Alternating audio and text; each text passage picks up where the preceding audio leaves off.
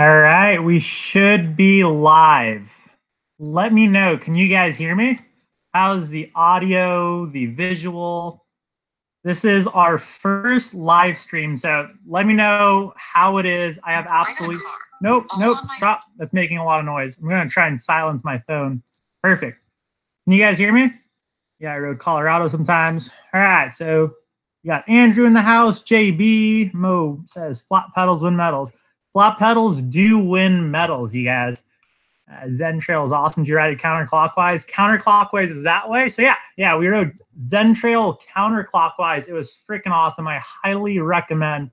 Whoa, that's Trippy. You're on? Am I on? Trippy graphics. Oh yeah, sorry. Let me take that off real quick. Sorry, guys.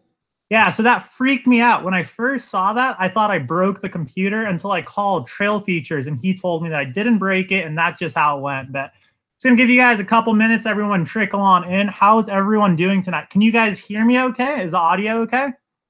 If the audio is okay, let me know. Thanks a bunch, Dwayne. I really appreciate it. Trail Features, what up, dude? Thank you so much for helping me out. I know, like, you guys, I know how to ride a bike. I know how to teach people how to ride bikes. I know about bikes. I have absolutely no idea about technology. Trail Features is the freaking man. Classic live stream. Yeah, Paul. All right. Oh, wow. There's a lot of people, you guys. Okay. I'm going to try my absolute best to keep up. You guys said if it goes completely awry, I'm sorry. I know I'm probably terrible at this, but all right. We got a bunch of people now. So who do we got? Let's get a quick little roll call. All right. Audio good. Sweet. Awesome. David, get around. James. What up, guys? Oh man, I can't believe this. Technology is such a trip. It's the most bizarre thing. I still I'm trying not to look at me because then it just looks like I'm looking at the screen, but boom, you're on. Woo! What up, Trail Weeks? How you doing, bud? Oh, we got a lot. Connecticut in the house. Oh man, this is a lot of people, you guys. All right. Like I said, I'm gonna try my freaking best. I hope I don't let anyone down. What up, JB? How you doing? Kurt, South Carolina. So the plan is, for those of you that don't know, we live in a van full time.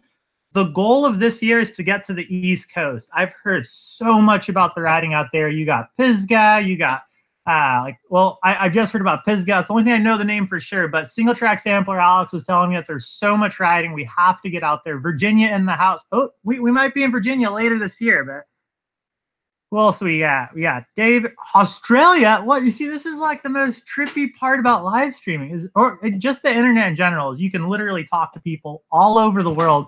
And I don't even know if I'm actually talking to anyone because I'm trying to figure this all out. Seriously, hit me up when you pass through Chattanooga. I've heard a lot. Oh, what up, Joe? How you doing, bud? Awesome. Sweet. So I'm just going to give it another couple of minutes. Basically, what I want to try and do today, you guys, is I'm in the market for a bike. Most of you guys know I am a bike whore. I go through them so freaking often, and I'm always doing research. So really just trying to always try to dial in my bikes, get on something new. And I figured I would share all of my research with you guys. So I'm going to I got a list of bikes. If you guys really want to see a bike, just let me know. I'll try my best to get through them. And if enough people just keep yelling at me to do a certain bike, I'm going to pull it up. Can you guys see my screen? Can you guys just confirm if you guys can see the actual screen? I'm going to try and move it. Can anyone see this? Is the screen sharing working, you guys? Mountain Creek, New Jersey, Santa Cruz Hightower. For sure, Santa Cruz Hightower. But if anyone can tell me, is the screen sharing feature working right now? If it is, then, because the goal is I was just going to go through the bikes, and I was going to show you guys what I like, what I don't like. Awesome, you guys. Sweet. It looks like everything looks and sounds good. You guys, I'm going to pause this just one more time. Thank you so much, Trail Features. Honestly, you guys, go give him some love. That guy has saved me so many times when it comes to tech things. I am a freaking kook when it comes to technology, and I'm honestly blown away. That guy is so nice, so helpful. We live streamed earlier, so East Coast dirt does look prime. Hightower too. Awesome. Well, sweet. Yep. Good job, Hannah. Hannah's been out. You guys, who thinks Hannah has been absolutely crushing it lately? She has been absolutely insane. I think she's going to make a little guest cameo. Hannah's going to come in here. Cameo? What? We got Hannah in the house. Who else we got? No more Hightower. I do still think that the Hightower is still good for her. So Hannah smashes. She does. Hannah has, dude, she's been absolutely freaking killing it. Who do you think of Fazaro? So LaSalle Peak, that's going to be another bike that we are going to be talking about tonight. We are going through freaking all of them, you guys. Kurt says you're a shredder, but thank you. Hannah has been absolutely freaking crushing it. To be completely honest with you, it's almost rad because like we'll be going down the trail and Hannah has no fear whatsoever. So if we get to a feature and it's getting to the point where if I need a guinea pig, I can just send her freaking down. And then it's just like, I can know if something's rollable or not. That's the awesome thing. Evan, are we ever going to ride? We are going to ride, Evan. I'm telling you, we're going to get around to it. I'm going to try and do a couple more group rides now that we're back. We're back for about 2 weeks in Orange County. So we are back in Orange County. We will be here for about 2 weeks. Which bikes do you like, Mo? I like freaking all of them. Oh, dude, trail features. You're freaking... Dude, I need to give you $20 for the IT help. You were freaking so helpful earlier, dude. Thank you so freaking much, man. And yeah, I'm obviously going to make my way to the East Coast, but I'm going to go through Austin. We're going to hang out. We're going to get some barbecue too. So super pumped. But thank you so much, and thank you so much for the help. Like if you ever need anything bike related, let me know. I'll try to help you out there as much as I know there. But I'm sure you're all dialed in. But what up, Nate? How you doing, dude? All right. So I'm going to start talking about bikes, you guys. So specifically long travel 29ers. There are so many freaking good ones on the market right now. I'm riding the Pivot Firebird 29. One thing that I want to tell you guys though, I'm kind of shocked. So here's the Firebird 29 Geo. And if you guys look at this, this is the number that I'm blown away. So let me go back to the seat angle. This seat angle change. I don't know what Pivot is talking about, that they definitely changed that after the fact. And from what I know, they haven't made any changes to the actual bike. So maybe they're just getting a little bit too much hate from that seat angle. I personally think that the seat angle is pretty dialed on the Firebird 29, but it is kind of interesting that they adjusted the geometry after the fact. So maybe I don't know, maybe they just remeasured it or something like that. But I will tell you guys that number has been altered. So pretty interesting from Pivot's part. So a couple of things I look for in a bike. So whenever I'm looking for like a long travel 29er, I'm looking for a couple of things in the actual bike. The primary thing, and I know some people are going to think I'm absolutely ridiculous. First thing I'm going to look for is that water bottle. Is it in the frame or is it underneath? And I know some people are going to be like, Mo, water bottle cage doesn't matter that much. For me personally, I love riding with a water bottle. I can't really do the whole pack life. And it's one of those things where, I don't know, that is one of the bummers of the Pivot is that water bottle is underneath. However, with this Firebird 29, what I really love about Pivots is they have that DWing suspension design. I feel like something that Pivot does really well with their bikes is their DWing suspension design. They make them nice and poppy and playful, but they're still a little soft in that initial stroke. And what I really like about that is when it comes to kind of pedaling, going in and out of corners, the bikes stay super poppy. So they can get away with those longer travel 29ers like the Firebird 29. So you're looking at 162 millimeters of travel in the rear. And what you end up getting is a bike that's super poppy in, out of corners, pedals really well. But at the same time, what I feel like this bike is different than other DWing suspension design, like say like the Ibis. But I feel like with the Ibis, when they make their DWing suspension designs, that initial stroke is still a little bit harsher. And that's not necessarily a bad thing. It just makes the bikes a little bit poppier. However, with the Pivots, I feel like that initial stroke is still a little bit soft. So when it comes to like technical climbing, I feel like Pivot bikes end up tracking to the ground in that initial stroke really well. And so that's why I'm super drawn to that suspension design, especially the way that they do it. And when you look at where Pivot is in Phoenix, Arizona. It's super chunky out there. Traction is huge for them, really crucial. So this kind of ends up being a bike that's going to be nice and playful, but at the same time have that traction you want in that initial stroke. So right now I'm riding the Firebird 29. I really do love it. It's really fun. It freaking handles the chunk like absolute crazy. One thing, if you guys look at this geo, so we're going to go down to the geo chart. If you look at that head angle, you're running about 65 degrees. And I feel like 65 degrees right now on an enduro bike, it's still a little bit slack, but at the same time, it's not getting to that point where the bike's going to feel weird. And for me personally, I feel like it feels really balanced. I feel like the front end is going to respond really well, where with like a bike like the Transition Sentinel, I don't know if any of you guys are like looking at that Transition Sentinel. Those bikes, they went a little bit slacker in that head angle, a little bit longer in that wheelbase. And so what you end up getting is a very fast, high speed bike, and it's going to be super stable at speeds. But at the same time, you're going to lose a lot of that poppiness, that nimbleness in and out of corners. And I feel like the Firebird being 65 degrees in the head angle. The other number that I really love about the Firebird is, look at this guy, Steph. If you guys go to the chainstay length, I don't know, is anyone European or who wants inches? But we'll go with, I know Paul the Punter is probably in this chat, so I don't think he understands inches. He likes centimeters. So we're going to stick to this. So 431. Now for you Americans, let's just convert it really quick.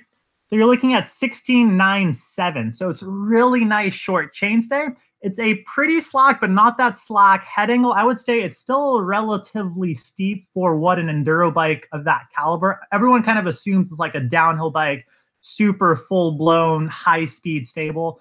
That's not what that bike is. With that 65-degree head angle, super short chainstay, you get that poppy and playful nature. And the bike's still very responsive, and it has that DW-ing suspension design. I will say where I feel like Pivot went wrong is I feel like they over-beefed the frame just a tad. I don't feel like with these numbers, the 65-degree head angle, that super short chainstay, that this bike needed a 1.5 tapered straight head tube and that beefy frame design.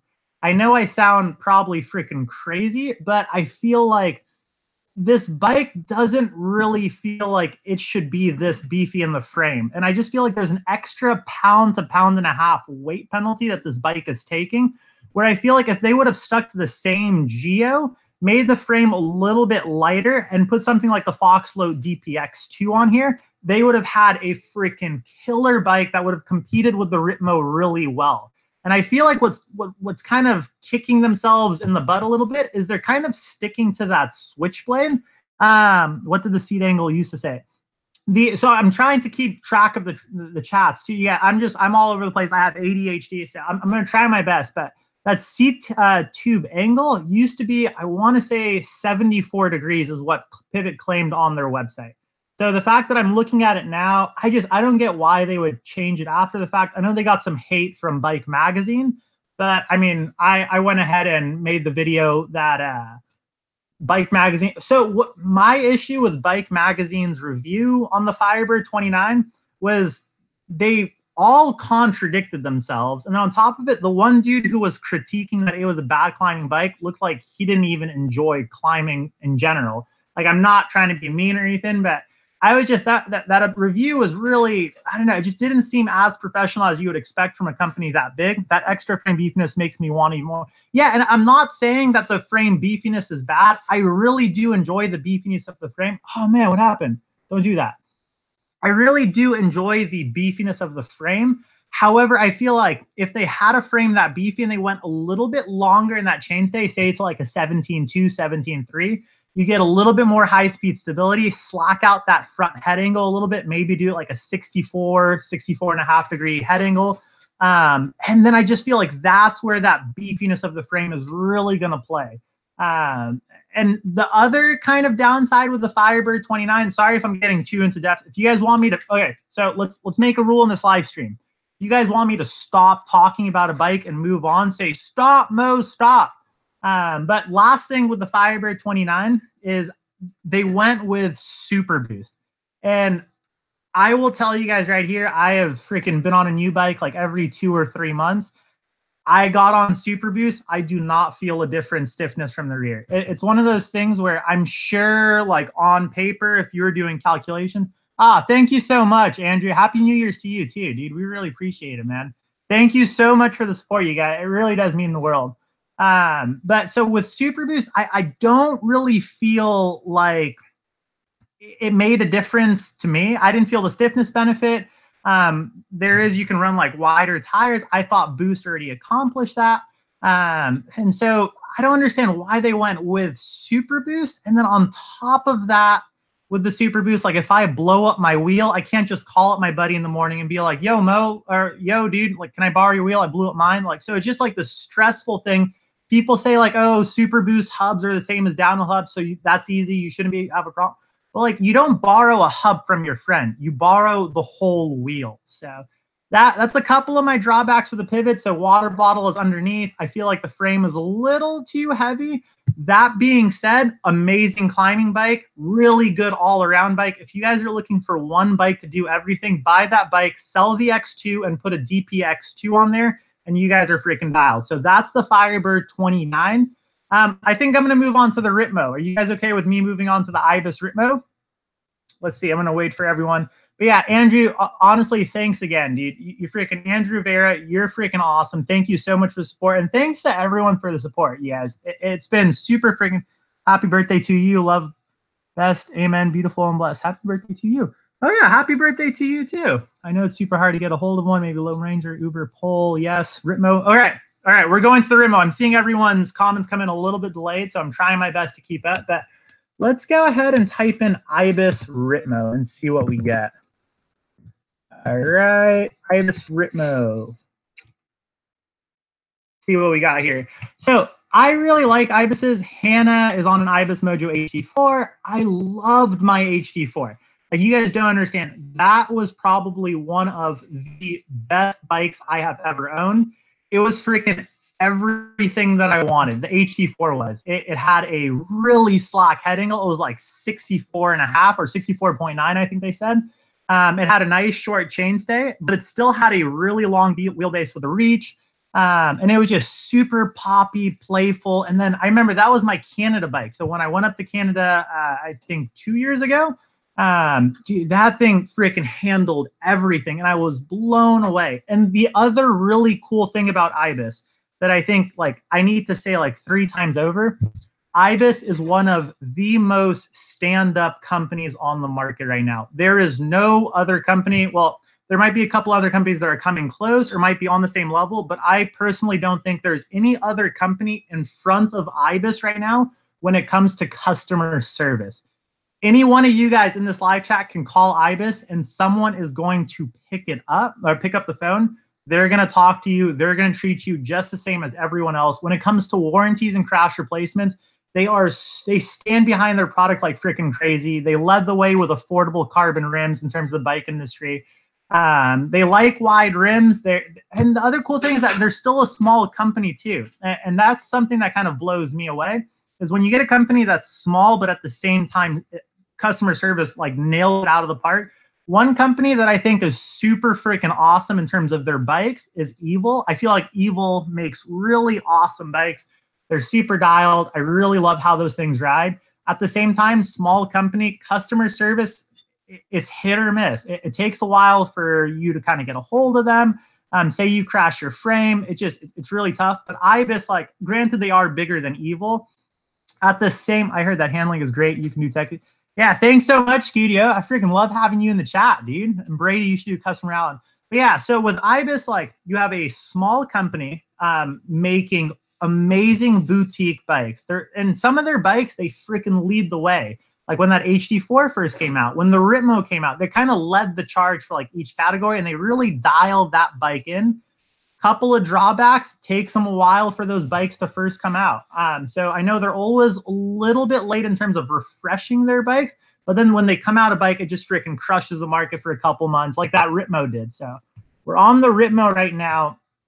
Some things that I really like about Ibis is one of the more playful bikes on the market. When you go up to Santa Cruz, and this is something that I always tell people, if you really want to see how a bike is going to handle, go to where those bikes are made and ride those trails. And that's going to give you a very good indication of kind of what direction they're going with the bikes. Obviously, companies are still going to travel to test their bikes. They're going to send it to their pro riders. But at the same time, like, where a bike company is influences those bikes heavily. And in Santa Cruz, everything is super poppy, playful, fast. And that's what those bikes are really good at doing. They're really fast, really poppy. I mean, I feel like Jeff Kendall-Weed, does an amazing job showing how much fun you can have on those Ibises. I mean, and he can probably ride any bike out there, but at the same time, I mean, Jeff did a lot for them in terms of development. He is a little on the shorter side, and I've met a lot of other people at Ibis Cycles, and they also are a little on the shorter side. And I feel like that translates to their bikes a little bit. One thing I don't really like about the RipMo is, even though on paper it seems like a big bike, the extra large doesn't feel like a true modern extra large bikes. And I feel like Ibis can highly do with a 2XL. And if they went with a 2XL, I would probably step up to that. So I feel like their bikes tend to be a little bit on the shorter side. And then with that whole poppy playful thing, even though I really freaking love it when you're on the trails, really fast, really kind of in, out of corners, at the same time, it's not the most active suspension design.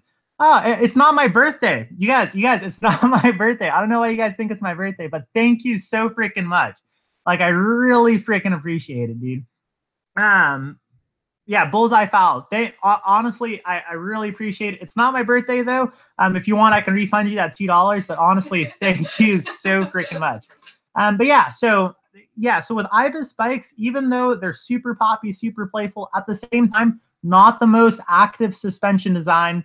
So when it comes to technical climbing, I feel like if you're going to take those bikes to the desert, little bit tougher in terms of how those things are going to act over chunk.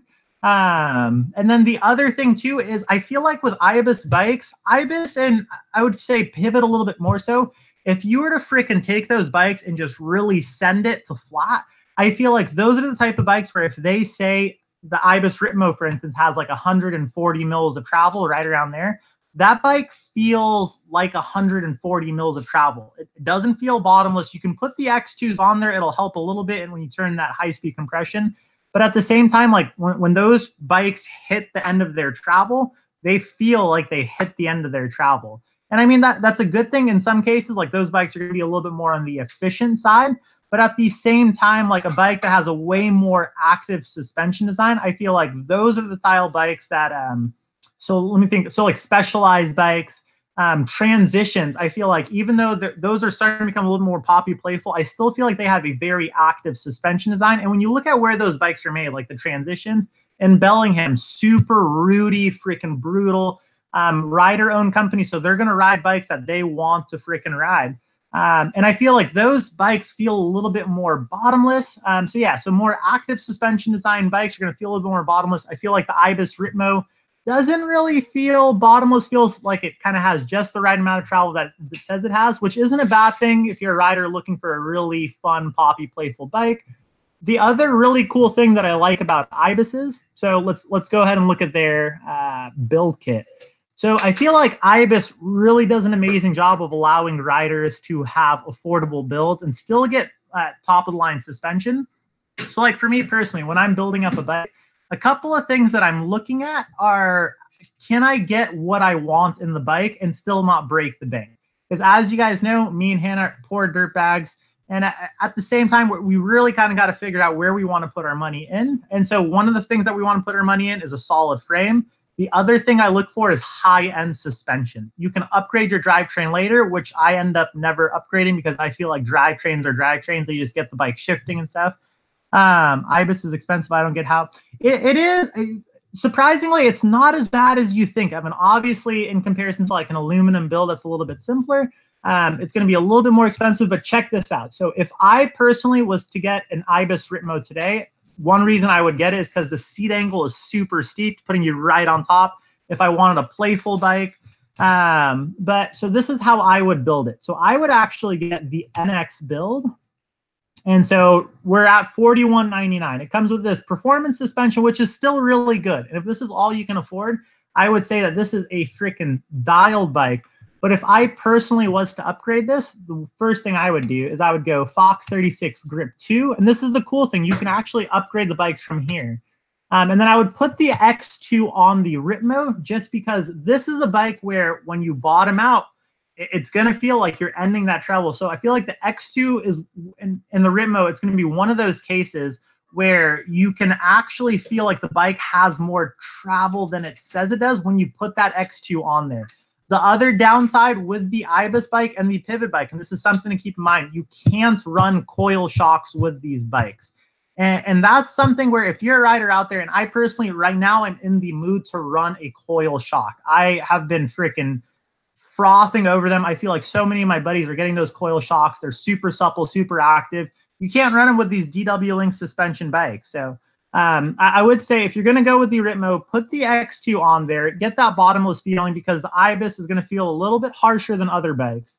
And then basically upgrade the bars to carbon if you want. I personally would. The cool thing now too is, I mean, right now, if you guys look at the price, we're still at $49.37. And if you guys go to a bike shop and you guys are paying $49.37, give me a call. Something is going wrong, because any bike shop, especially if you're a loyal customer, they should be able to help you out just a tad, and you'll be able to get a little bit of a discount on this as well. But so now you have a bike with top of the line suspension, really solid wheels. The wheels on the Ibis, they don't.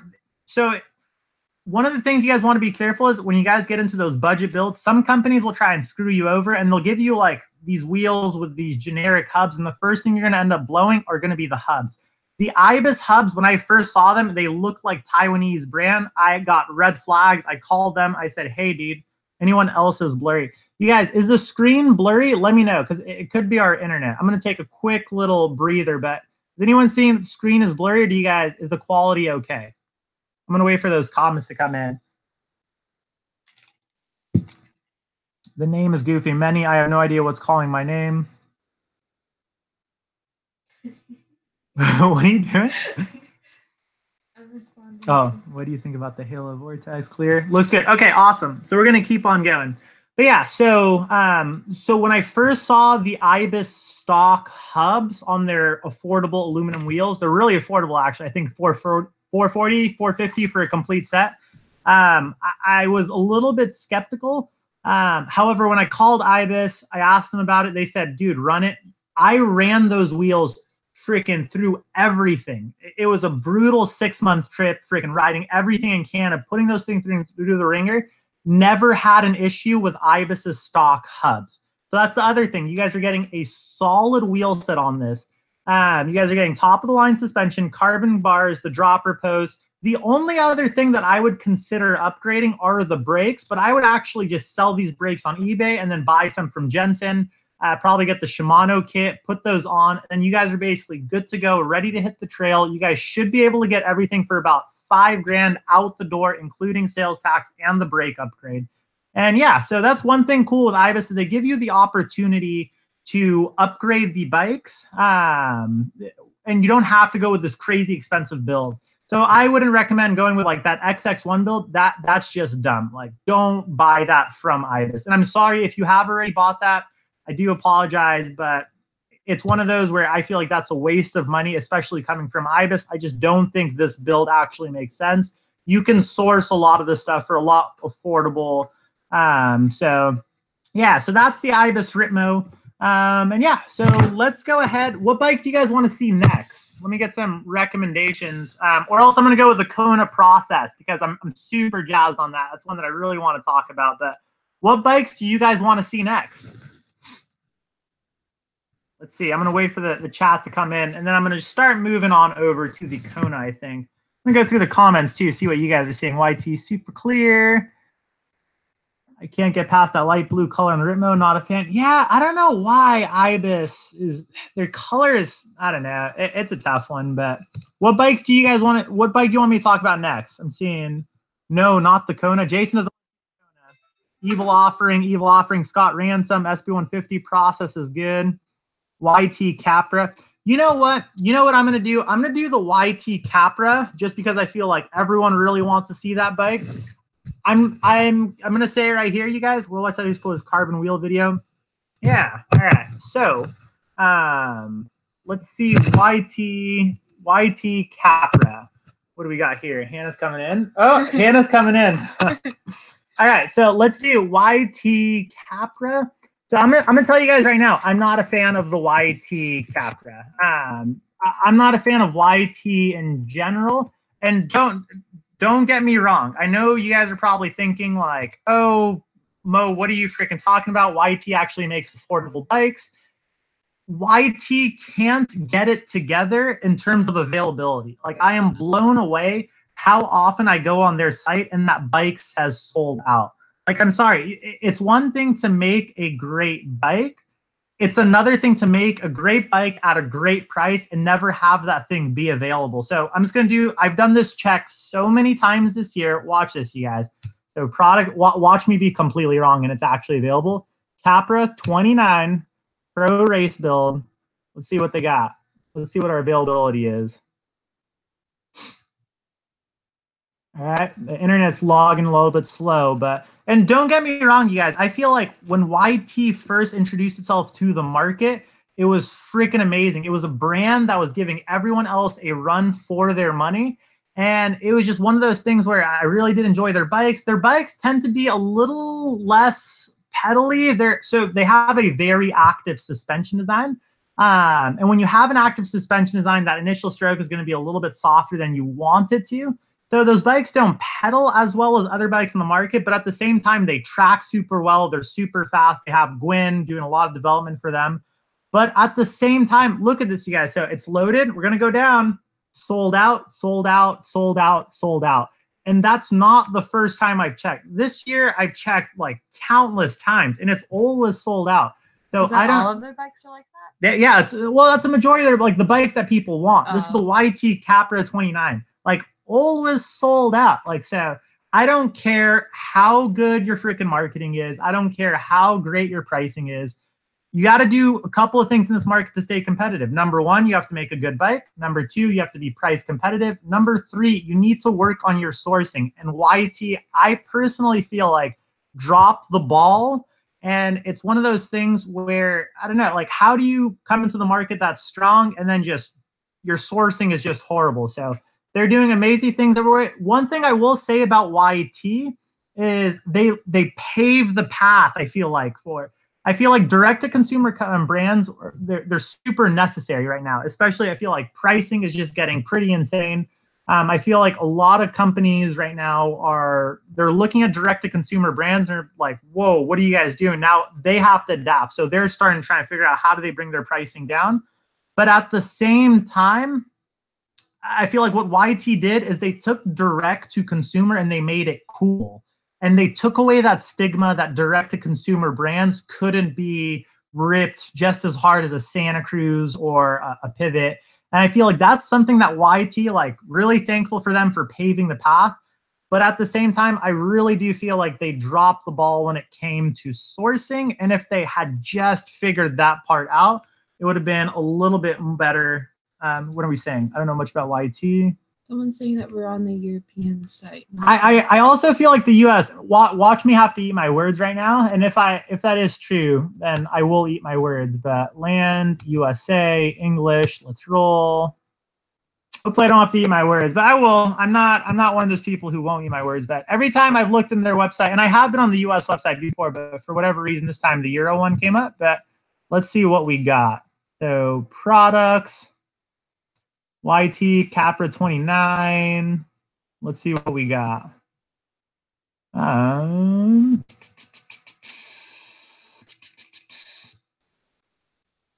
Let's see what we got. YT Capra. Nope, still sold out. So even on the US, like, so whether you're in the US or you're in Europe or you're in Germany, you're in Australia, you're in Iceland, you're in Alaska, like, you can't get a YT Capra 29. So get around people seriously. I'm just gonna read the outdoor goal. I need to do some learning about long travel 29ers. Well, you know, outdoor gold, I freaking got you covered, but isn't the same with Canyon not a good look for you? Yeah, you know, something that really is, it's kind of frustrating is because I feel like direct to consumer is something that's very necessary right now. Like, I feel like that's something that this market needs. Like, people need to afford bikes, and these companies just can't get away with just having no competition out there. So you have these direct to consumer brands that come in. They're super awesome that they're doing direct to consumer and they're bringing those prices down, but execution has to be good. And as soon as you get these direct to consumers, like, if one screws up, that's where I feel like it's just a bad taste in people's mouth from direct to consumer brands. So I think you're in the right place. RC, good credit or rich parents, LOL. Wait, who's good credit or rich parents? Are you guys talking about me? YT has No, also to have, get a YT. yeah, but it's one of those things where I feel like a direct-to-consumer brand right now has to do a couple of things. They need to market well. They need to come off as cool, as hyped up. At the same time, they need to work on their sourcing. And I feel like if YT's bikes, like if I had gone in right now and everything was not sold out, I would have had a completely, not saying that the bikes are bad. I'm just saying I can't stand behind a company that doesn't have their stuff together when it comes to availability. So let's go on to another bike. How about this, you guys? I'm going to make this a little bit interesting. I'm going to bring up a brand that you guys might not think that I was going to bring up. This is a bike that I've been looking at a lot, the Fazari LaSalle. This thing has been freaking insane, like mind-blowing. Like I'm honestly blown away. I think this might be my next bike. I've been definitely looking at it heavily, but let's see if I can find it first. I'm the worst with this stuff. But I'm just gonna go through the comments while it loads. Giant Rain, Rocky Mountain Instinct, About Time. Oosh, I was looking before going with the GT. All right, you guys. So let's just go ahead and pull it up. So the Fazari LaSalle Peak. When I saw this in person, I was all like, "Whoa, that bike looks really interesting." I had no idea what Fazari was. Like, honestly, did not know what the company was, what their pricing was. And then I went on their website and I looked at the price. Look at that. That's the bike that I would freaking get. I don't know if you guys can see that. That's a good looking freaking bike. Insane. And you might look at that. Any other company, you freaking change that name to Santa Cruz on there instead of Fazari, you'll see a price tag of like $7,500, which is freaking ridiculous. Look at this, you guys. So that, I believe, is there. Let me see the kits. Geo. Well, first let's take a look at the Geo. Look at this seat angle. I'm blown away. So the effective seat angle is 78 degrees. The real seat angle is going to be about 75. That thing. So something that I like to do on these bikes is when I go to the actual bike. So let's go to buy. Let's see the options. So if you look at that thing, and let's just pull up a closer image of this bike.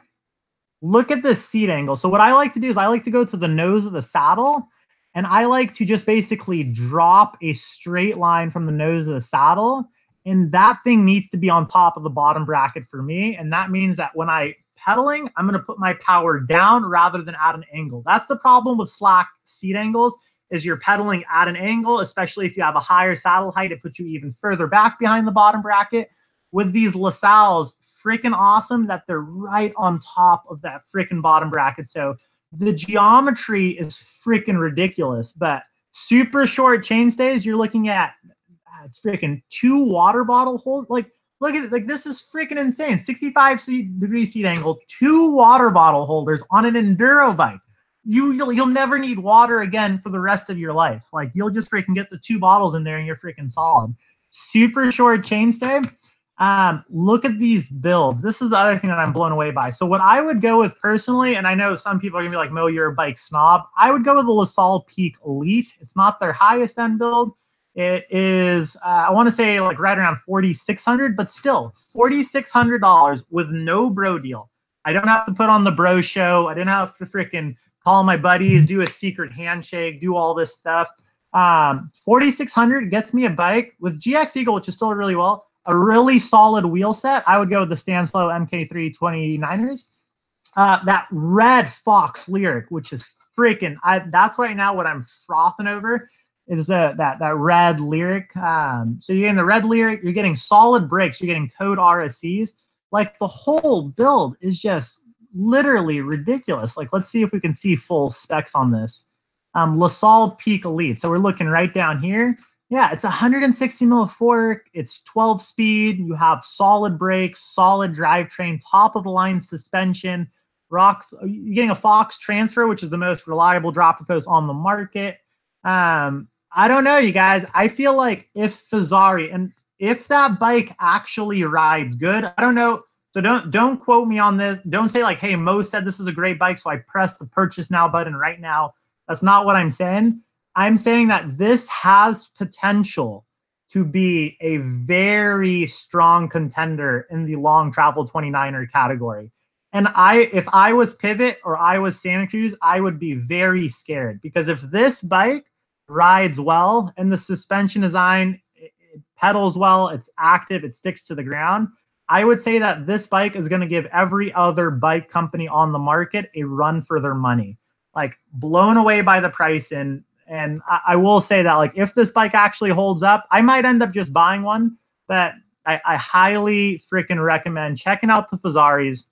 And I will say they don't have that cool stigma of YT.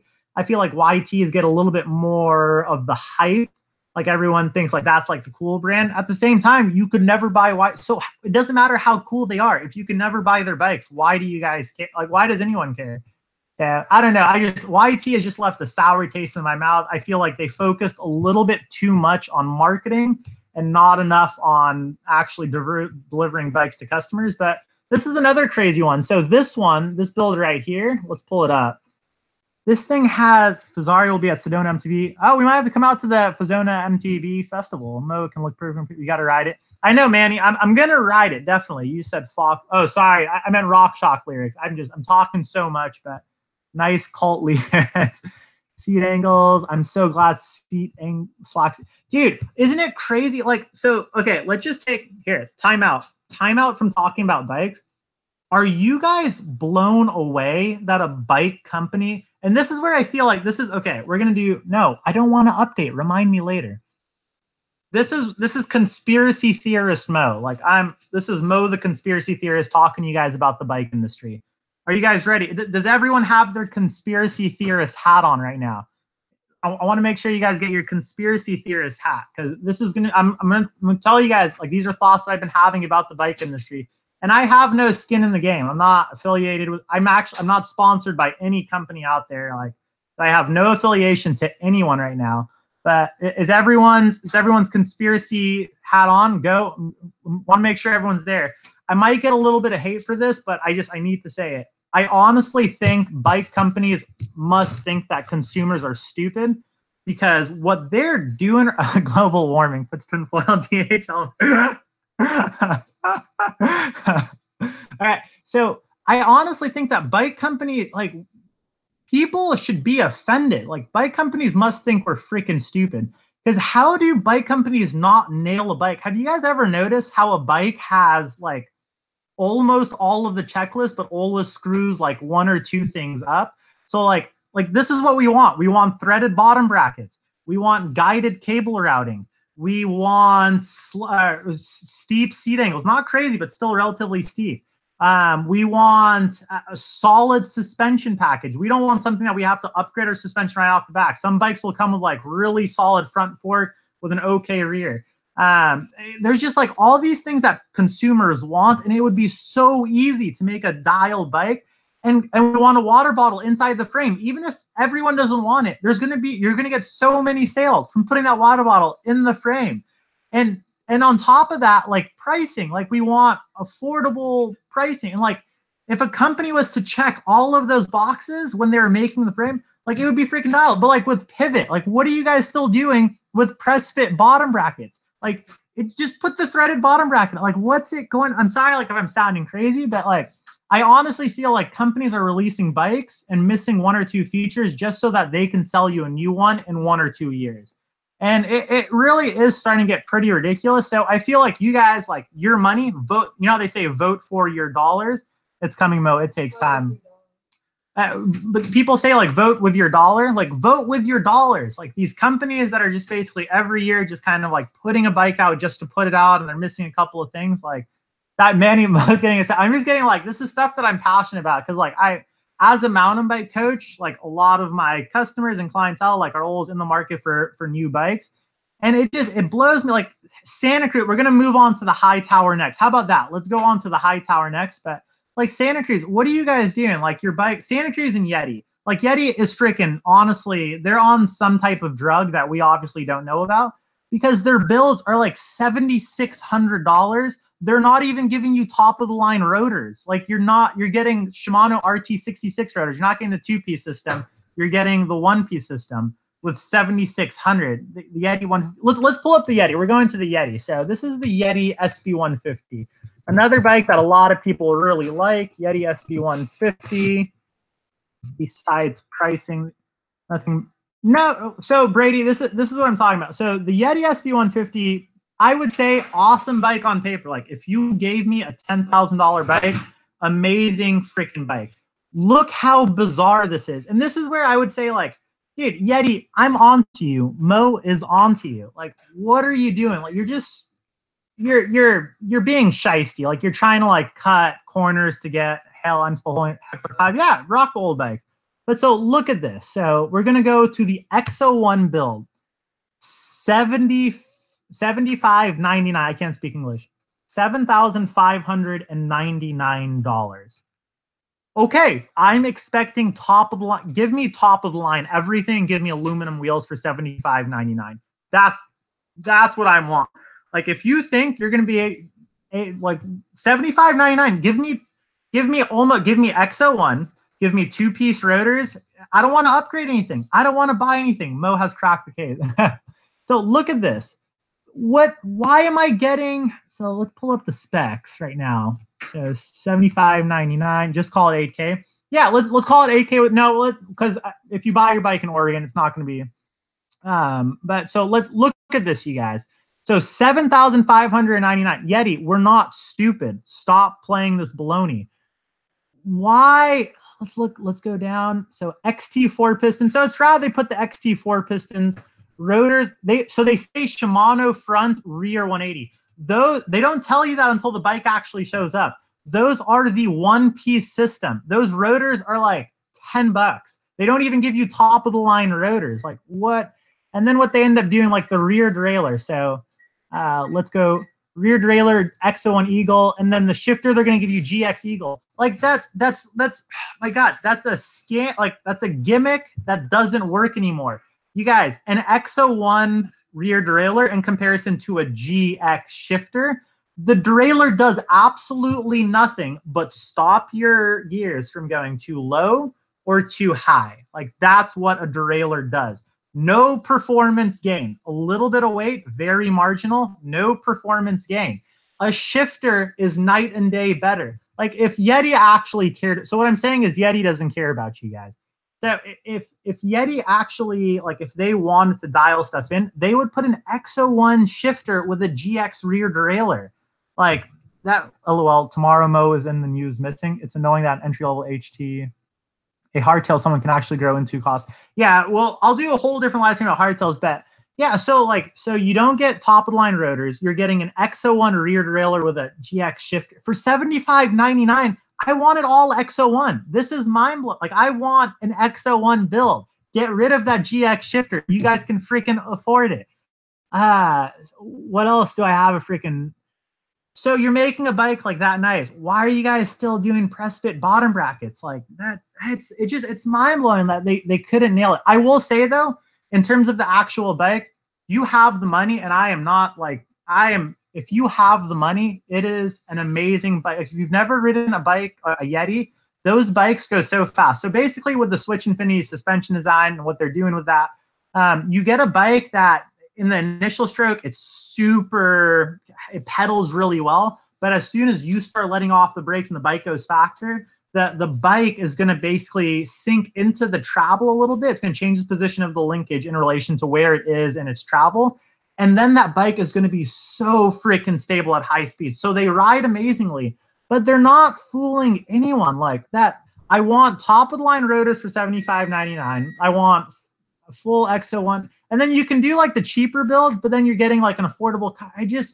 Like $75.99. I want everything. Like don't like, you can't do that. I can't believe that they actually still get away with it here. So I'm just going to read the transition has excellent builds.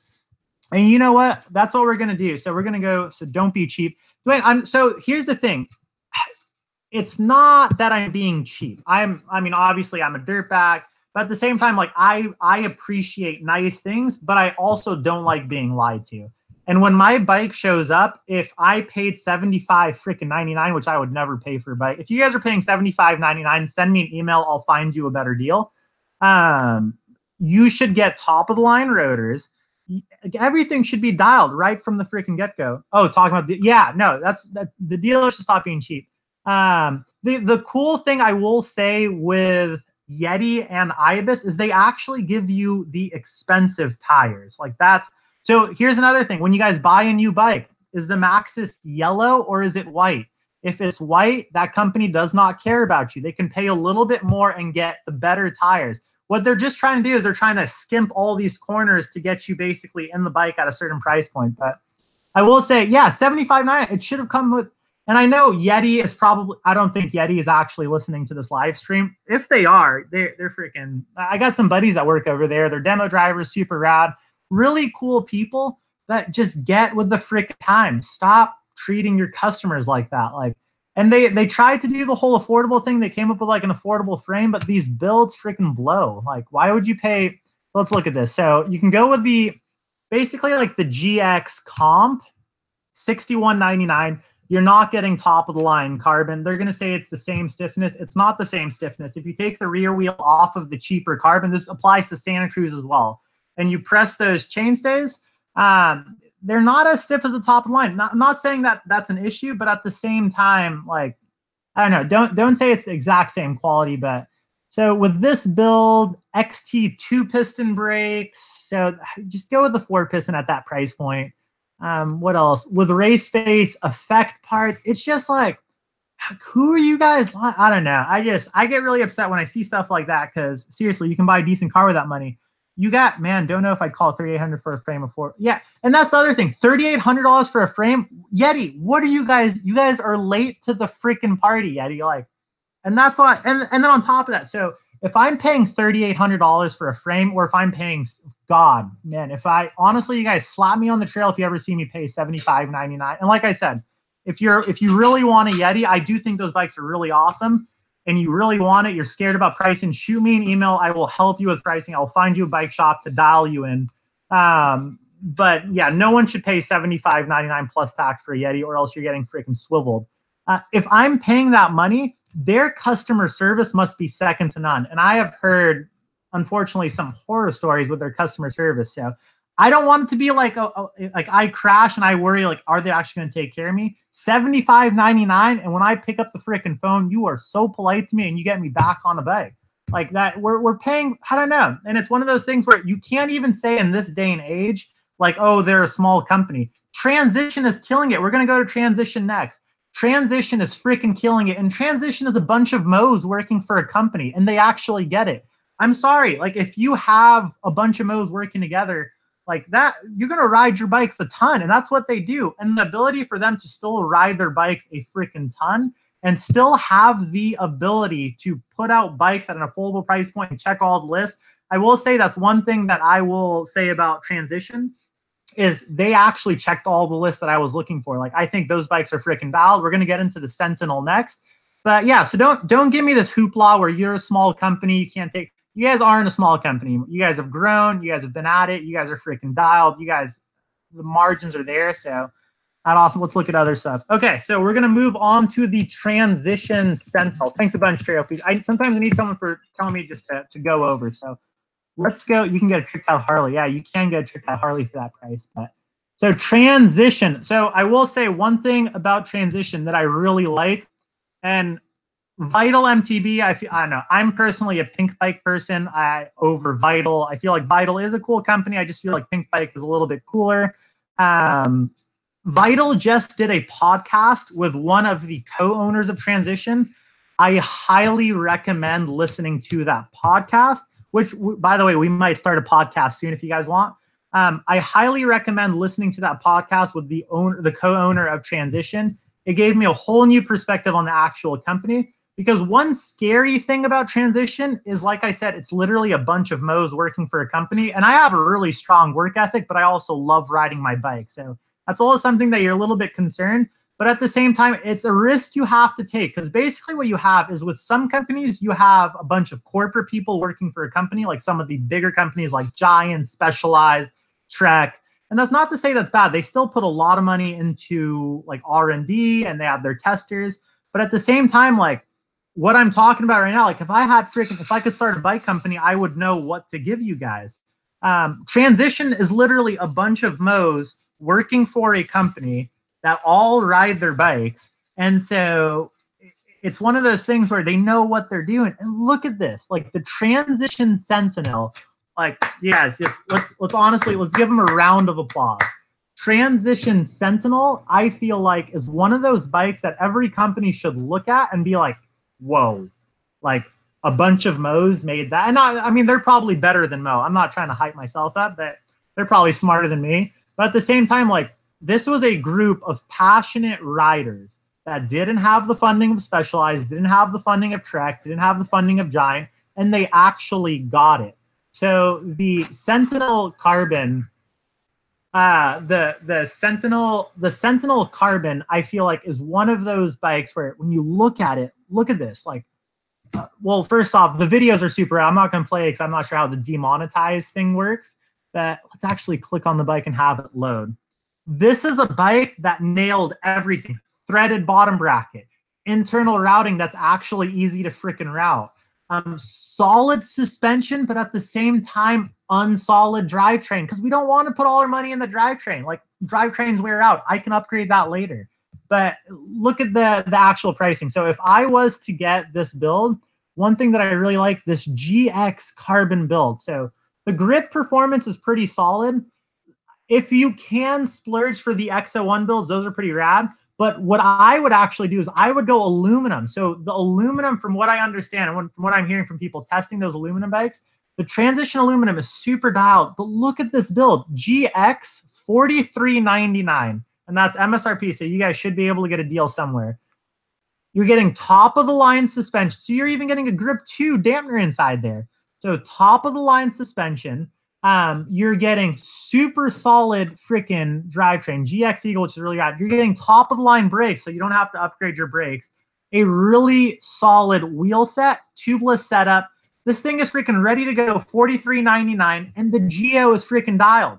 Steep seat angle. It's a little bit slacker than other bikes on the market right now. So what Transition is trying to do is they're trying to basically design their geometry based off of riding fast. And so going with that super slack head angle, even though the bike, and this is another thing that they're, check your DMs, babe. Should I check my DMs? I'll check my DMs.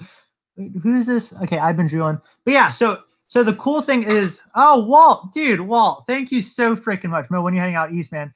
Dude, Walt, we are coming out east later in the year. You will be the first person I message. Oh, you and Trail Features. We're going to visit all you guys. But yeah, thank you guys so freaking much. I really appreciate it. But so with Transition, what they're trying to do is they're trying to replicate the geometry around how you're going to actually be riding a bike. So a lot of these companies sometimes will have geometry that looks good on paper, is amazing in the parking lot, but doesn't actually, when you're on a trail and you're moving fast, you're not using your stationary. You want that bike to basically replicate how you're riding on the trail. And so they went a little bit slacker on the head angle, a little bit longer on the chainstay. So you have a lot of high-speed stability on those bikes. You only have that 100, and I believe those bikes are about 140 mils of travel in the rear. So really kind of poppy, playful, short travel, super stable from the front end, high speed stability, threaded bottom bracket. The pricing is insane. They actually realize that not everyone wants a carbon bike, and you don't need a carbon bike. You can ride aluminum. So guys, round of applause to freaking Transition. I will say downsides with Transition. These are the only downsides I see. Number one, customer service. I mean, from my personal experience, like working in bike shops, hearing other people's experience with them, it's one of those things where it's kind of hit or miss. They're still on the smaller side. So what you end up getting is sometimes you might call and it might take them a little while to kind of get back to you in terms of warranty, but at the same time, listening to that interview, and that's the other thing, a very approachable company. Some of these companies, you freaking have no idea who's actually even working there. Transition is one of those companies where when I listened to that podcast, it really gave me a good look into that company. These people are super passionate about what they do. They've stepped up their game. They've learned from their mistakes. I feel like Evil has potential to be the next Transition, or to be with Transition, but I feel like Evil is going through a little bit of a growing pain stage where they make great bikes. They grew really fast. I'm not sure if they actually kept up with their growth in terms of the actual company. But that is one of those companies that I would be really reluctant to buy. And that's why I don't feel like I'm going to be going with the Evil right now, even though that bike is freaking amazing. That Evil offering, amazing bike. But I just feel like with the transitions, I don't know. It's just something that I feel like that company, rider owned, rider operated, that, all right, what bike do you guys want to see next? I'm going to move on again. I'm sorry, we're just going to keep it going, but sometimes I stay too much on like one bike. What do you guys want to see next? Let's do Kona. You know, I know you guys don't want to see this, but I'm going to pull it up. Kona Process 153. Talk about a company that freaking nailed it. Like, this bike is freaking insane. Look at that color. That color is freaking awesome. I will say one thing. With RockShox, I feel like with RockShox, you can get away with more performance style suspension.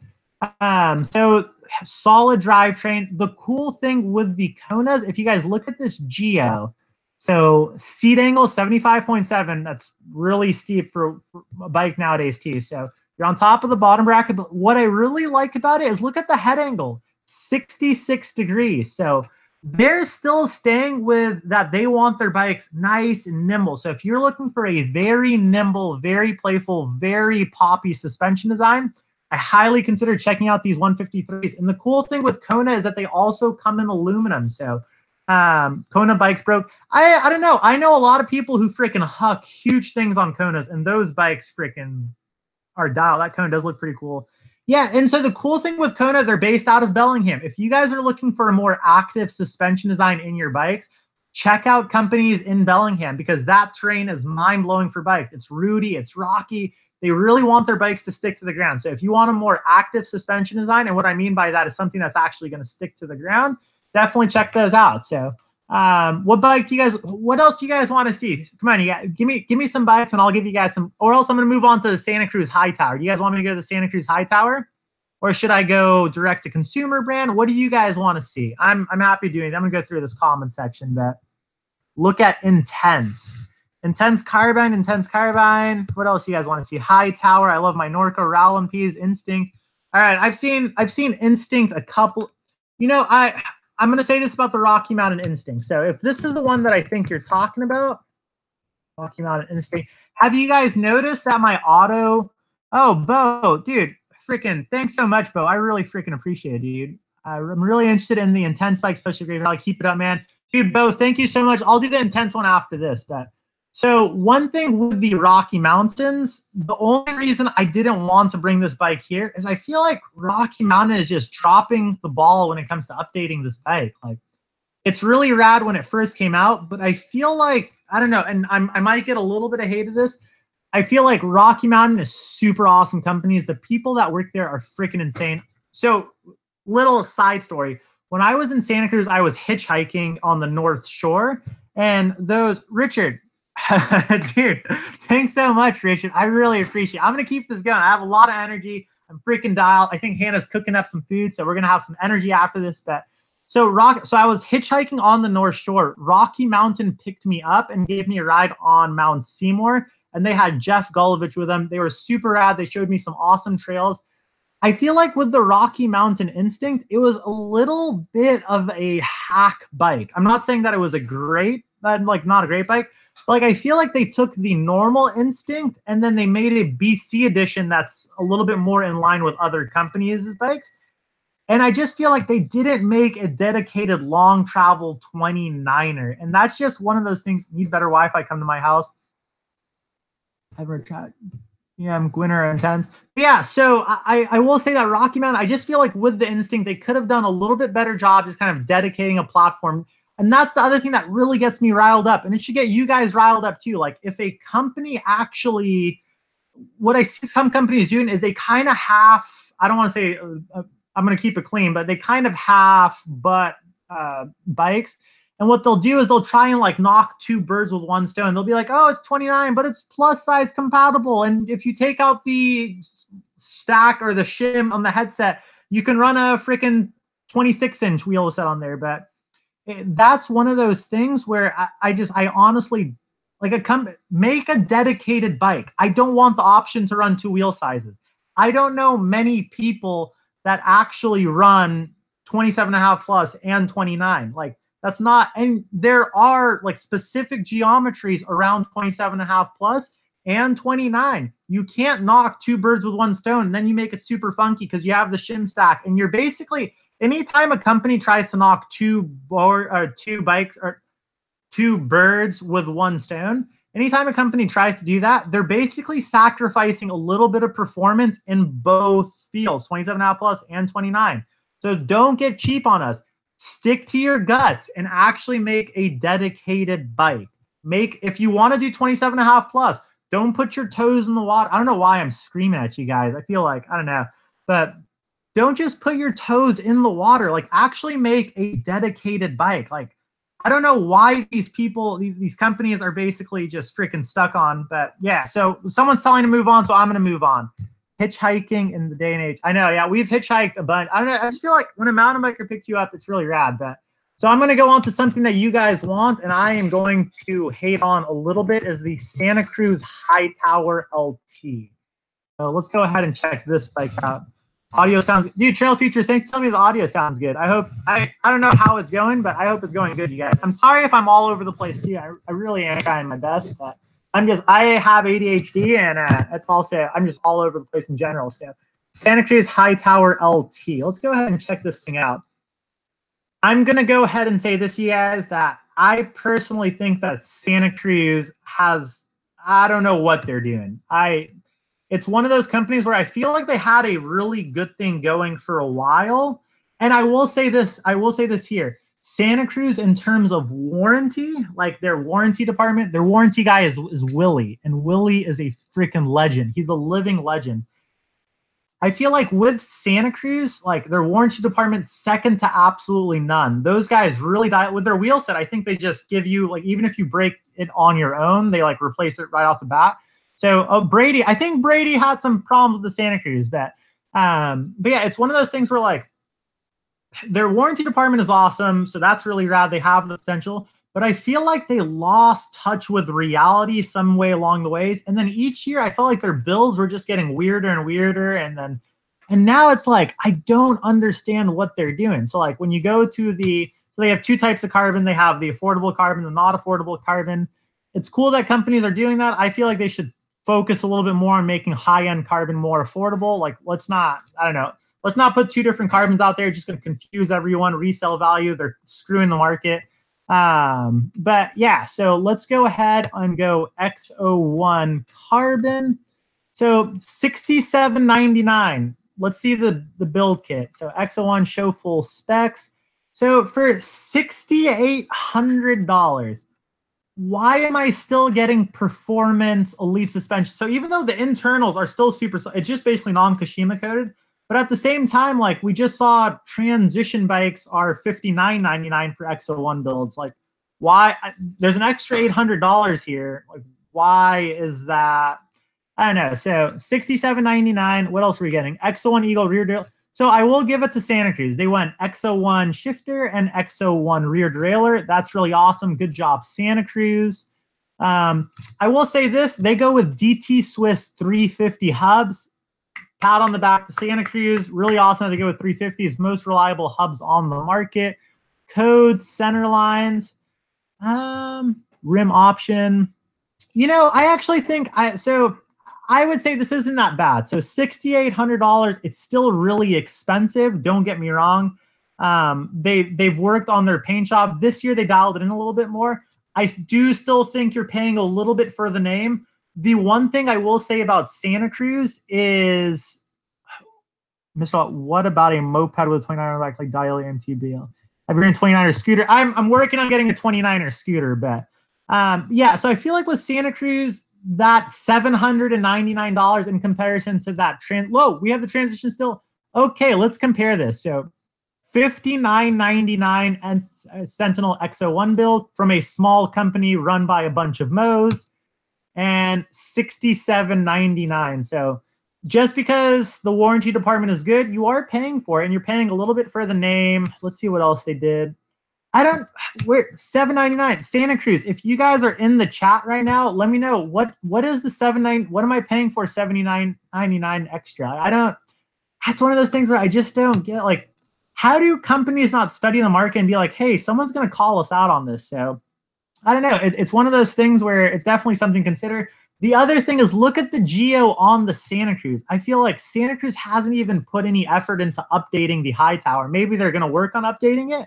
But if we go to the actual Geo, so let's see, the geometry. It's cool that they have a 2XL. By the way, side story, I actually met Reggie Miller because he wanted a Santa Cruz bike. I ended up selling him. That's how I became friends with Reggie Miller. So I do think that Santa Cruz is ingrained for me. It was also one of my first carbon full suspension bikes. So let's see what they're doing. Head tube angle 66.4. What is this?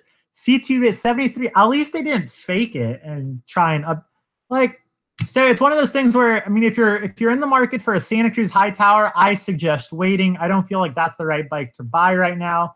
I personally would wait it out because, I don't know, this bike's a little bit outdated in terms of Geo. You're paying $799 more in comparison to the Transition, which I personally think is a better bike. But yeah, so that's the Santa Cruz Hightower. I will say, though, things that Santa Cruz does really well. Internal cable routing that actually is easy to fish. Really good customer service when it comes to warranty. They're getting really big. They're losing their touch of reality a little bit. I feel like I don't know. I feel like they're starting to go with Yeti in terms of pricing. They're trying to have that boutique feel. If you buy a Santa Cruz, it's going to hold. It's kind of like a Honda Accord, just more, I don't know. It's getting close to the price of a Honda Accord, but they hold their price really well too. But what other bikes do you guys want to see? Let me know right now. Okay, Intense. We're going on. Oh, you know what? Bo wanted to see the Intense. So let's go, Bo. I'm gonna bring you the Intense. So I actually haven't taken a look at Intense's website for a while. Shout out to Chappie, who works over at Intense.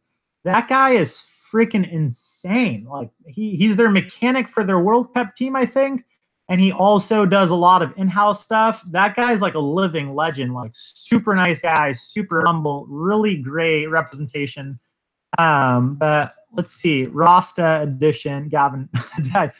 Jason, you did miss the RipMo. Basically, really poppy, playful suspension design.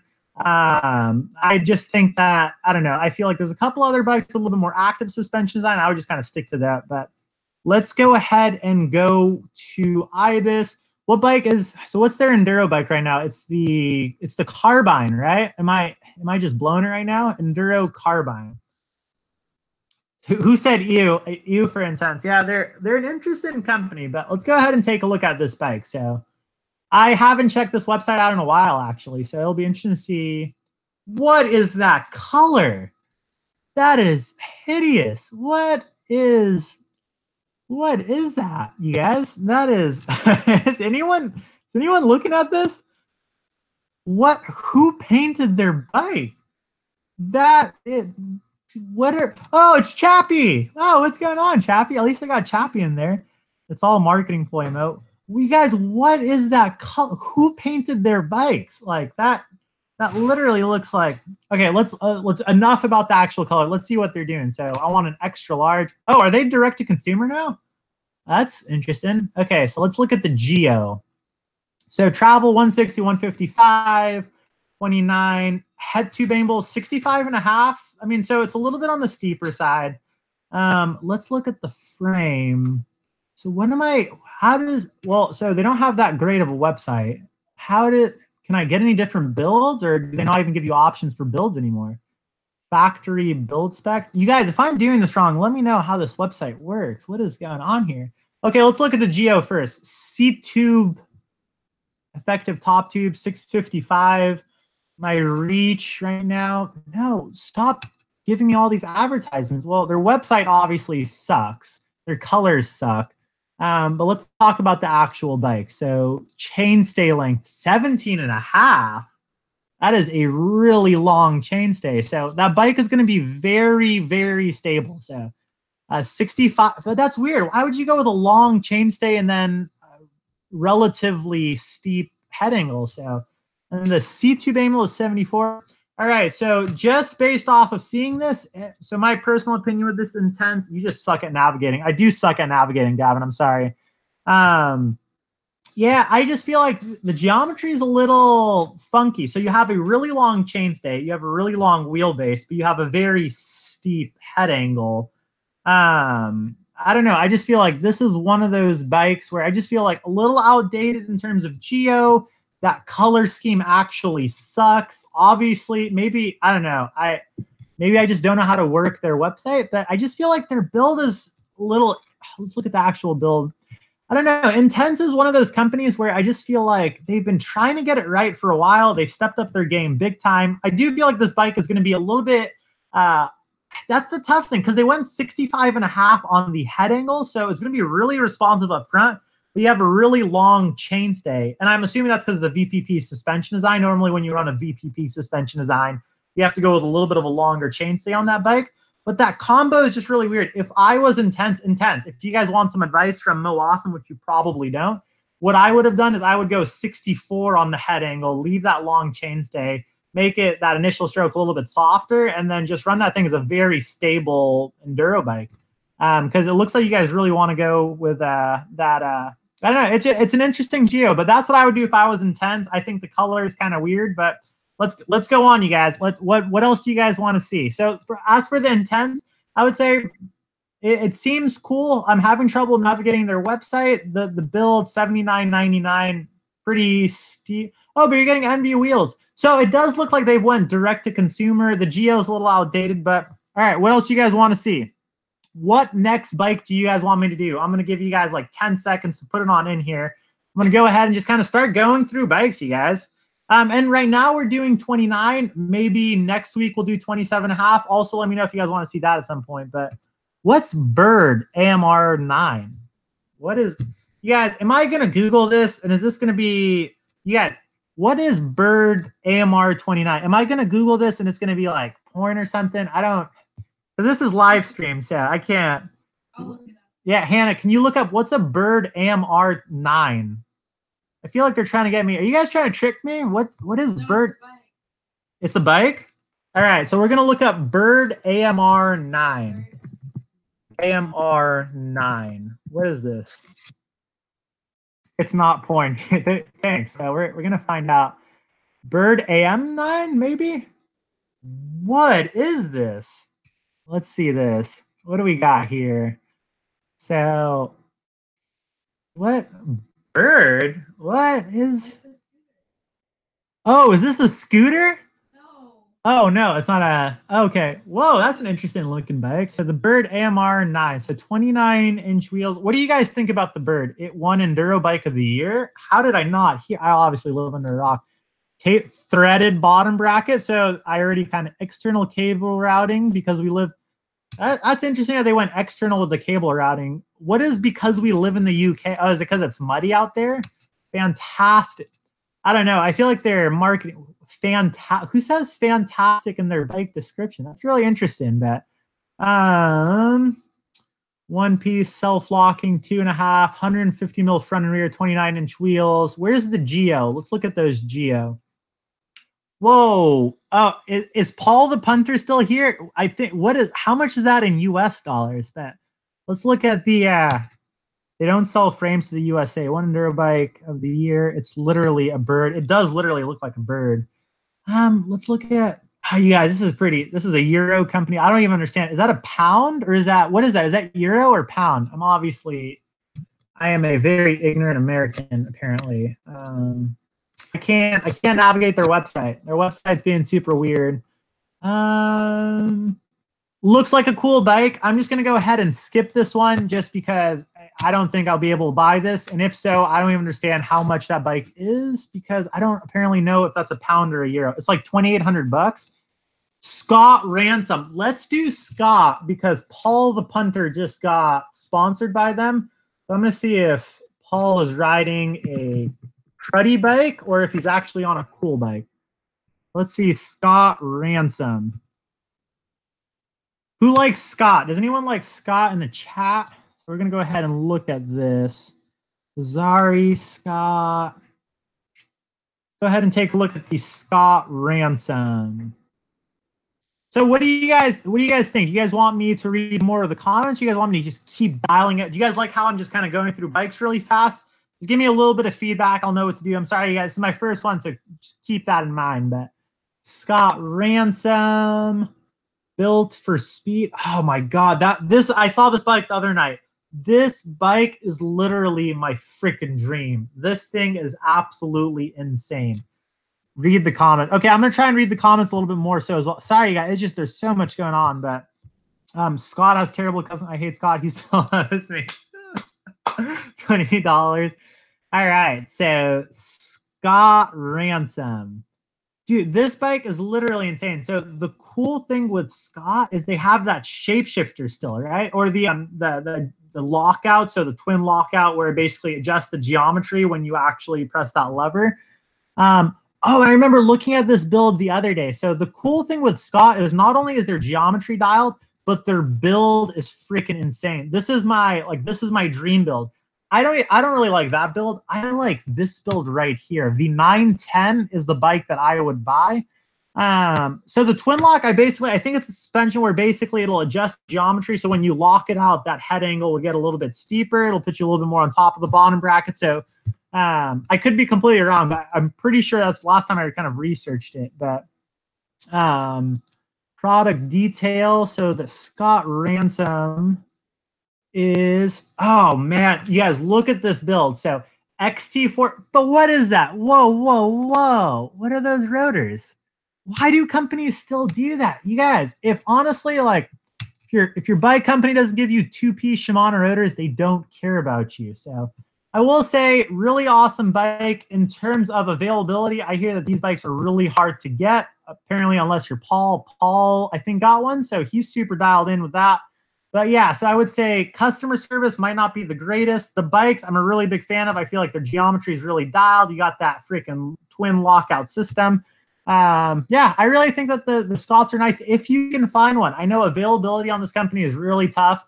The thing that kind of concerns me, if it's really hard to get a bike, how hard is it to warranty a bike? So that's something I'm always keeping in mind. But all right, what other bike do you guys want me to do? Even the rep and Carol, even Evan is the rep, as in Carlbad told me. All right, too much going on with all kind of levers and not. Yeah, I don't know. I feel like when bikes get too complicated, that's when stuff starts to go wrong. But what else do you guys? Oh, you know what? Let's do Canyon. This is a company that I've been wanting to do. I feel like they're another Canyon bikes. Evil Trek Slash. Come on, Mo, check the poll. I will, Brian. We'll get to it. So let's check the Canyon. You guys, thank you so much for the freaking the positive freaking feedback. I really appreciate it. This is our first live stream ever. I still this is a lot for me, looking at the screen, looking at that. So thank you guys so much. I'm gonna keep them cranking out. Do you guys enjoy how I'm just kind of cranking them out a little bit faster? But let's see, Canyon MTB. So cool thing with Canyon, I feel like they kind of have that coolness factor of YT, but at the same time, I feel like they actually nailed the making the bikes available. With YT, I feel like with that Capra 29, like sold out everywhere. I feel like you can actually buy a Canyon, which is pretty rad. Oh, you know what? After this, we're going to do Commencal. I've been wanting to do Commencal for a while. So if you guys want an affordable 29er, we'll cover that next. But so, oh, they don't make a long travel 29er. What do you have? Okay, sorry. Click. We're done. But I will say Canyon makes some really awesome bikes. They're really nailing price point. How many people with only 36 likes? We can do better. If you guys do like this, I guess throw it a like, but that's super awesome if you guys do. That's another thing. I don't really like to say like hit that like button because it's just like, I don't know. I feel like if you like it, you'll hit that like button. If you don't, you'll throw eggs on me next time we're out on the trail. But if you guys can't hit that like button, awesome. I'm not sure if that actually does anything, but let's move on to that Commencal. Let's get into anti-bike industry bikes. Commencal, good job. Bike industry is being ridiculous right now. You guys came to save the day. You guys have availability dialed. You guys have the coolness dialed. You guys don't have carbon. That's okay. Your builds are awesome. Your pricing is awesome. You guys are going to give me 10% off. What's Boxing Day? Boxing Day? Is that because UFC, John Jones? Or that's MMA? Oh, Canada Christmas? Oh, Boxing Day. Okay. Well, if you're in Canada, happy Boxing Day. And if you're a UFC fan and you think, I don't know, I feel like John Jones won that fight fair, but all right, so let's see. So Commencal, I've been frothing over these bikes and I really want to get, you'll be surprised, this is the build I really want to get just because I feel like it's just really dialed. So look at this, you guys. So let's go extra large, pre-order, Commencal Canadian, like Black Friday. Oh, so you guys are going to save a ton of money, but yeah, that's really a little heavy, right? So I will say Commencals are a little on the heavier side. They are aluminum, but I'm sorry, $31.99 and 10% off for Boxing Day. Fox suspension, so Fox DPX2, Fox 36 fork, really solid drivetrain on there. Oh man, you get freaking two-piece rotor. What? How can other companies not freaking get it together? Let's look at the rotors. So let's look at rotors.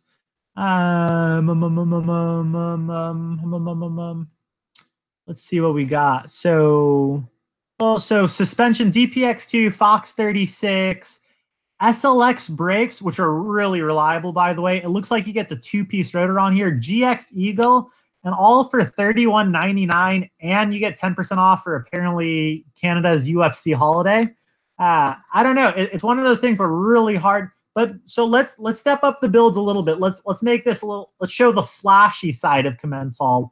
You guys, look at this, $37.99, and you get a red Lyric. Like that's freaking. And their bikes are good. Yonan Borelli, like he's freaking killing it on it. Like super dialed build. They're actually available. And well, I mean, this one's on pre-order, but I want to say that I think it was like the large that was available. Some of their builds are availability February, so it's only like 2 months out. At least they tell you when they're going to be available. But let's find ones that are available. 2019. Oh, these are the Boxing Day bikes, but here it is. Yeah, don't move, computer. Look at this, you guys. So top of the line suspension. Solid drivetrain. It looks like from here that's GX Eagle. Let me just take a look real quick. GX Eagle, top of the line suspension. What type of wheels? Uzis with Formula hubs, so solid wheels. RockShox Reverb Stealth. You guys, if this is not an indication that the bike industry thinks consumers are just freaking gonna buy anything, look at this. $37.99 for a solid long travel 29er with a flashy build, and you can get 10% off as well for Boxing Day. So I don't know. I feel like Commencal is doing things right. I highly encourage people vote with your dollar. Just because a company is releasing a bike doesn't mean you have to buy it. I'm talking about Yeti. I'm a little bit disappointed with Yeti and how they're doing their builds this year and how much they're charging. Vote with your dollar. The more people vote in affordable, realistic builds, the more these higher end companies are going to have to follow suit. So definitely something that I would highly consider. And let's show the best of the best of Commencal. Let's show people what they actually freaking have going for them. This Commencal Meta, they have this top of the line build. If I can get my internet to actually work, how long will it be until no accidentally? But you guys, what would happen if I accidentally bought a bike? That would freaking blow. Look at that, $38.99. But so let's go to like their flashy freaking build. This thing's in stock, which is freaking awesome. That's more than YT can actually say that. With Commencal, what you end up getting is you get really great customer service. Every time I've emailed them, they've been super responsive. And I've emailed them just as a customer. And look at this build. Top of the line suspension, coil shock, rad drivetrain, XT4 piston brakes, two-piece rotor. And you're looking at, what are you looking at? $43.99. So I don't know. This is a really good kind of indication that I would highly encourage you guys. Look at Commencals. Really solid bang for bucks. But all right, shots fired. Commencal's looking pretty sick. All right, you guys, what other bike do you guys want to take a look at? What have I not hit yet? I'm going to give you guys a couple seconds to let those bikes kind of come in. But what do you guys want to see in terms of bikes? Not bad. Orbea. You guys want to talk about Orbea? Let's talk about Orbea because everyone wants to talk about Orbea. Orbea Rallon, I believe it's called. Whatever Brian's riding, BKXC. Is it the Rayon or Rallon? Rayon. I'd get raw aluminum with Fox. Yeah, honestly, like, I don't know. I highly encourage people to freaking take a look at the Orbea or the Commencals. But let's look at Orbea. So I will say this, or the one thing that kind of concerns me with Orbea is availability. Anytime that there's an issue with availability, another concern is going to be if something breaks on my bike, how long is it going to take for you guys to actually get the warranty or replacement? Rayon. Okay, thanks, Trail Features. Yeah, I really appreciate that, man. So apparently it's Rayon. Orbea Rayon. We're going to pinkies up for this one. So the Orbea Rallon. Let's take a look at what we got. So it's cool to show you how the suspension actually works. Let's look at price point. So view model. We're not going to touch $76.99 because that just doesn't make sense, or else we would talk about Yetis who are also blowing it. So the cool thing is I think at this price point, you can actually get any color you want. So for $56.99, you can get any paint scheme. You can customize your bike. You can be a freaking artist with your own actual bike. And then on top of that, let's look at the actual build and see if this is actually worth the money. So view model. So we're going to go with the $54.99 build. And let's see what we actually got. You guys, am I lagging? I got a comment saying you're starting to lag a bit. It could be the internet. Maybe I used all of our internet. Check out Mayo, but all right. So Orbea. Oh my God, that looks really good. So Shock DPX2 factory. So performance. My question would be: is that the Performance Elite GX Eagle? Those wheels.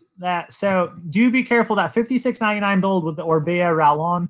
I just feel like that rear derailleur. I don't get it. Like put a GX rear derailleur and just upgrade me to 1700 spline wheels. So I will say these wheels aren't the greatest. So definitely kind of be aware, especially if you're a heavy enduro rider. Highly recommend maybe upgrading that wheel set. But you do get to get any color you want. What type of brakes do you get on here? Brake Shimano XT80. So 4-piston. So I would say all in all, really solid build for this price point, $54.99, and I can customize the color. The wheel set sucks. I really feel like they should have gone with a little bit nicer of a, so I can go pick up some faux in the ball. I think he's working hard on the picture and picture carry on. We can tweak it later. Okay, awesome. So with this Orbea, I feel like the build is really reliable, but this is a company that they skimped on the wheels to achieve that nice price point. So just kind of keep that in mind. But you are getting a carbon frame. You're getting solid suspension.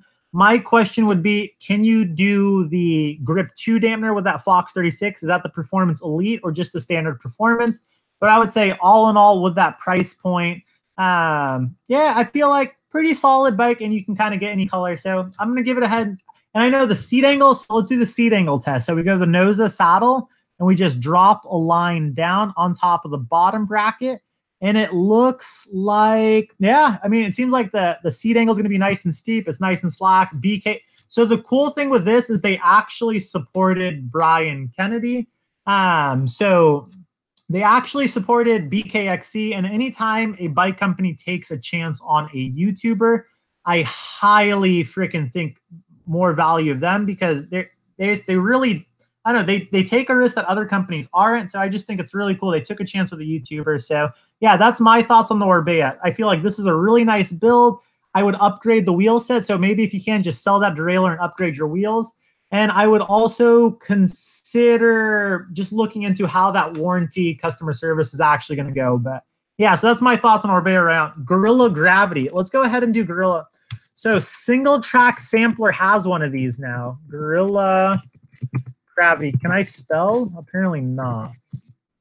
I was very intrigued. So they sent Brian and Single Track Sampler bikes, which I think is really cool. Gorilla Gravity Smash. What do you guys' thoughts? Do you guys like the Gorilla Gravity? Let's go through the comments real quick. XT Mo is lagging. I just got one Mo is lagging post. Took off my 1900, replaced them. All right, so let's see. Gorilla Gravity. I've been getting some cool vibes from them. It's a company that I feel like they got this kind of like really like shred hard mentality. Nice view in their things, but let's look at.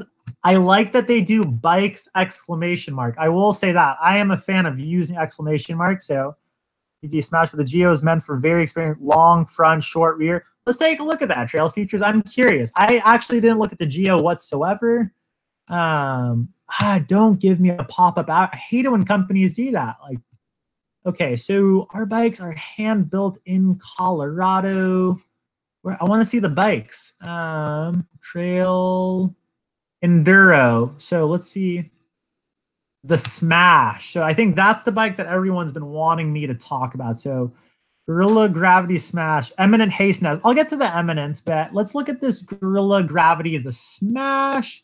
Why is my computer lagging? So, okay. So 140 millimeters, looks super awesome. I really like that kind of like raw aluminum look. It kind of looks super rad. It's called the Gorilla Gravity Smash. Like, what more can you ask? Whoa, this pricing looks really affordable.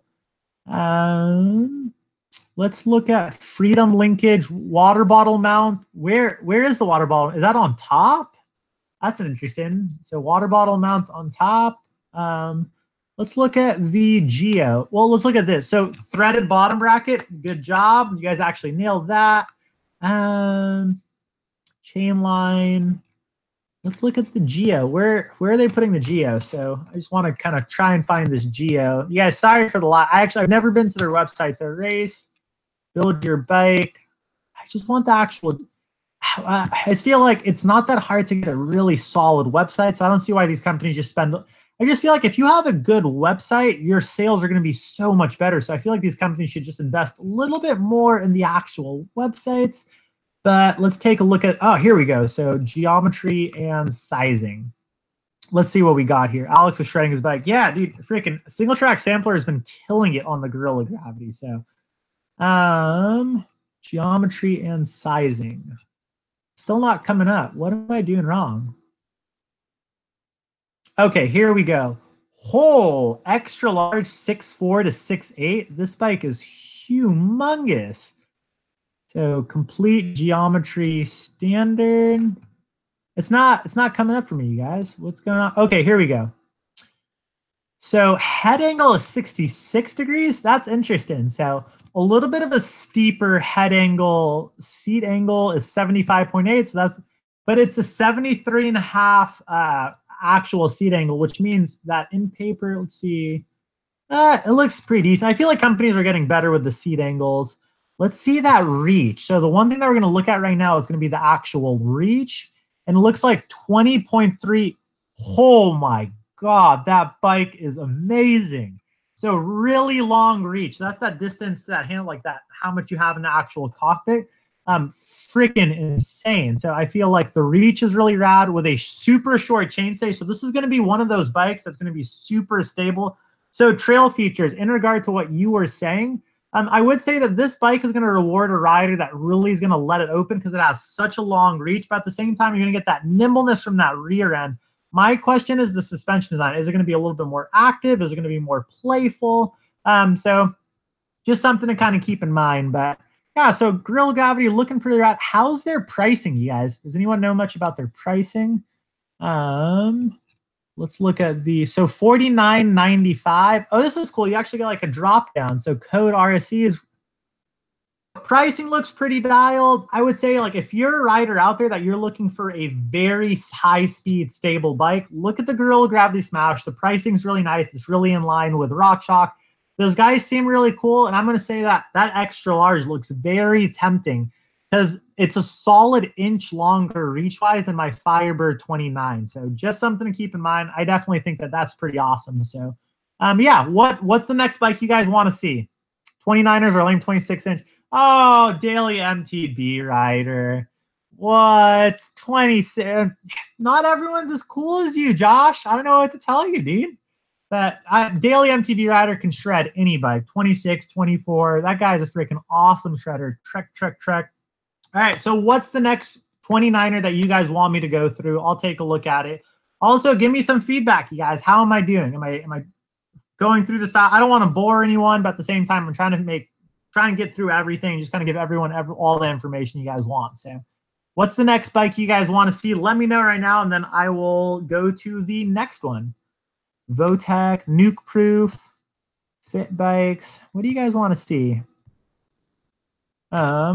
Josh, I have a question, though. How is the raininess of the Pacific Northwest right now? Because, I don't know, it's pretty sunny in California. Maybe you'll have to make a trip on down here.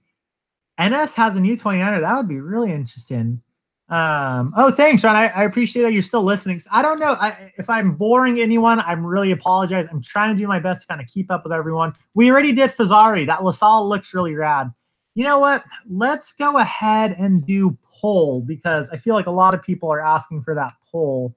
So how do I even get to poll's website? Oh, I'm going to be careful what I type here because I feel like if I type poll incorrectly right now, I am going to get demonetized. So poll 29, I'm even going to type mountain bike just so I don't get in trouble. Sweet. We're going straight to poll Evo 29. Mo, it's pretty mucky. I'll head south soon. Josh, you're coming to SoCal and you're going to stay in our van with us. Is that okay, Hannah? Okay, we'll leave Hannah in the garage and you can sleep in the bed. We'll freaking have our bed's really comfy. And in the morning we'll go shredding and it'll be really, yeah, I don't want to type in pole. You don't want to type in pole, ride pole or pole riding in, but so this pole bike, let's take a look. Pole 140 specs. Let's take a look at this. So, looks really, what are we looking at? So 140, let's look at the Geo. Why is Pole such a big company right now? I feel like I've been hearing a lot more about their bikes. Let's look at the Geo and how these things are kind of dialed in. Frame size, extra large, head angle, 64.5. So very slack on the head angle, reach 530. Whoa. Solid 1.5 inches longer than my Firebird 29. That's really insane. Top tube, BB height, seat tube 76. Oh, wow. Effective seat angle is 78. This is actually looking really promising. I will say this pole looks really good. Does anyone know where do you get a pole, you guys? Yeah, Josh, we will have a day's night. So I will say this pole is looking really tempting. How much do they cost? That's my question. So shop. Can we buy a pole? Hannah, do you mind if I buy a pole right now? Should I just make this like a Mo buys a bike on the spot? What bike should I buy? Rear end like an XC bike, front end like a DH bike, climbs and descends beautifully. This bike looks really awesome, you guys. Someone said hi, Hannah. Let's see if we can buy this thing. I think I'm gonna buy it. So let's see how. Oh, so let's see what we got. Why won't it let me buy it? I agree. It's the cookies. Yeah, you guys can track my bike all we want. The Lone Ranger review. That's really awesome. A company that put a YouTuber in here. Okay, customer service. The ride. I can't figure out how to actually. New orders will be delivered. Oh man, it's now available in XL. Lone Ranger review. I can't figure out where the actual builds are. That's one thing that's kind of choose an option. I want an extra large. And let's see, yellow. Whoa, their website kind of sucks, but let's see complete the end. Okay, you guys lost me. Whatever this thing says, what is that? C? That's not even a pounder. I don't even know. Well, I will say the Geo looks really dialed. I feel like this is going to reward a rider that really wants to let off the brakes. It's going to be very stable at high speeds. It looks like it's just a super awesome Geo. I'm sure they ride really well. I don't understand how you would buy it. Like, you go through a bike shop, or they direct to consumer? But I will say their Geo looks really rad. Let's go. What do you guys want the next bike to be? Let's go through the next bike. Chainstay 79. That's a really long for a chainstay, but I think let's go on to Specialized. Do you guys want to see Specialized Stumpy or Enduro, or what do you want to see next? Oh, they are direct. Okay, that makes sense. I just feel like, yeah, interesting. I would just be concerned if anything goes wrong. Like, who do I go through for warranties? We already did Scott. That's how I know you're not listening, Paul. We already talked about you and your Scott bike, and that Ransom is freaking awesome.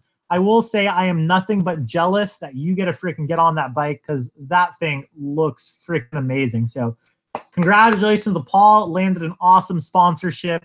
I will say, Paul, though, you need to come down to SoCal and ride with us. That's the only way I feel like that sponsorship is going to be legit, is we need to put it through the ringer in Southern California. So Sherlock Holmes. I am Sherlock Holmes, dude.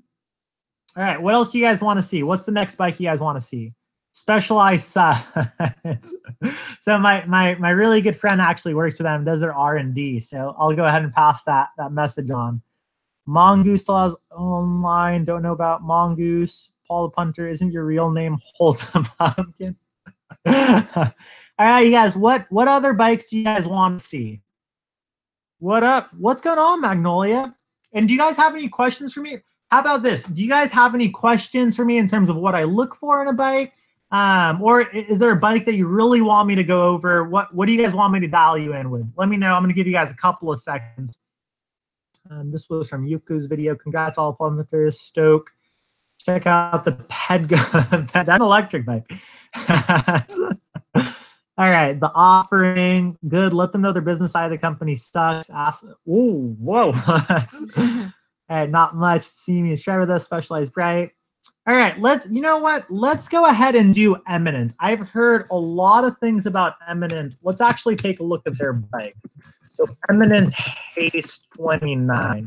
And you guys, if you have any questions, let me know. I'll happy to answer anything. But Eminent Cycles. Let's take a look at Eminent. Hey, John. Paul the Punter, are you trolling my comment section, dude? You guys, Paul is the freaking rowdiest. I think he's Canadian too, but he won't get me and Hannah Canadian visas, so I don't get what his deal is. Get the most expensive bikes. We'll try to get the expensive, but we're on a dirtbag budget. So, all right, let's take a look at Eminent Haste. This is a bike that I've been hearing a lot about. I think they're based out of San Diego. Paul's a really cool guy. I really like Paul. Okay, I'm gonna -1 point if a company gives you this pop-up ad. Why do you guys want my email so bad? I don't get what you guys are gonna freaking. That's freaking so interesting when companies do that. But let's do bikes. NS is defined. It's a chameleon. All right, I'll check that one after this one, Josh. Let's see. Haste Enduro. Is there a 29er bike even on their website yet? So Eminent is a really interesting company. It's a company that I feel like has a lot of marketing hype, but I don't feel like they're actually marketing anything in particular. I don't know. I feel like their bikes look super awesome. I think I need to give them a little bit more time to kind of hit the market a little bit. I don't know. The bike looks really interesting. This whole suspension design is pretty. It's an interesting bike, but I definitely will say that I don't really understand where do they only have like one brand, but I'm not seeing the 29er on here, so we're gonna go on to the NS bikes. But I do think that Eminent, if they can make it work, it's gonna be really awesome. NS bikes 29. GT sensor. Oh, you know what? Let's do GT sensor 29 trail features. I don't know. NS. Is this a hardtail? Oh, leave it to Josh to send me in the direction of a hardtail. That's not a long, is it? Let's see what this is. Stay true. Is this what you're talking about, Josh? Let's see. Maybe do they have a long travel 29er full suspension? Not all of us are as cool as you, Josh. We can't all. No define. Oh, NS define. Oh, okay. Bikes define. Let's see what we got here. Define 130. Ooh. Oh. Ooh. These bikes look really good. Define. It's got pretty colors, so I'm gonna click on it. Define 150. Google NS define separately. No, Paul, this says 29 150, Paul. Is it am I wrong? Is this not a 29er? Yeah, the 29er snap now goes carbon. Or maybe it is. Paul, man, you are on Canadian time, dude. That's right here. So we have the NS define. I will say it looks really rad. I don't know what that E stands for. Is that like a backwards E? I think that's like a pound or a euro, or I don't know what that means, but Let's look at the frame spec. Medium. So they only have 2 sizes, which is interesting. Let's take a look at the actual geo, though. That's going to give us a good comparison of where this bike is sitting. Let me move my big head. Geo looks like the large reach is looking like 480, 490. You know, the large is actually really long. So, yeah, so the large looks like a 490 reach wise. So it looks like it has a really long. So I think I might be able to get away with a large in this bike. Let's look at the C-tube. 17 C-tube angle 75.5. So they're actually freaking keeping up with the times. Chainstay 17.3. So a little bit of a longer chainstay. What do they do with their head angle? Their head angle is looking like 64. Okay, so this bike is going to be a freaking ripper. So you have a very slack head angle. You have a really long chainstay, a nice long wheelbase. So this is going to have a lot of high speed stability. Really nice pedaling with that kind of seat right on top of the angle. My question is where do I buy one? And why is there only 2 sizes? The principal of currency. Oh, $7,300? What? Is this aluminum for 70? No, don't tell me. Okay, it's carbon though. Okay, at least it's carbon, but yeah, you know what? I don't, if there's no dollar sign, Mo no understand. It's simple as that, but long stays equals 2, but wait, it can be 130 rear travel rig. But I will still say, just because a bike is 130, Josh, I don't know. I just feel like, so like with your transition, right? 140 transition suspension design, very active, feels a lot more bottomless, feels more than 140. And I have a feeling that this is going to be one of those bikes that's going to have a very active suspension design. It's going to feel a little bit more bottomless. And it's just going to be one of those things where I just feel like, I don't know, I'm very intrigued. If only I knew where to. So do I just like convert my dollars to ease, or and where do I buy one? But the bike looks really rad, looks high speed stable, looks like a very active suspension design, really rad. I don't know. I feel like they're going to do, if they can figure out, this is the other thing. Just because a company is producing a really awesome bike, they have the geo dial, they have the specs dialed, doesn't mean that they're going to knock it out of the park, because they still have to knock out. Look at YT. So for those of you that weren't in for the beginning of this video chat, YT has amazing marketing. They have the coolest people riding their bikes. They have the most raddest build. They have amazing pricing.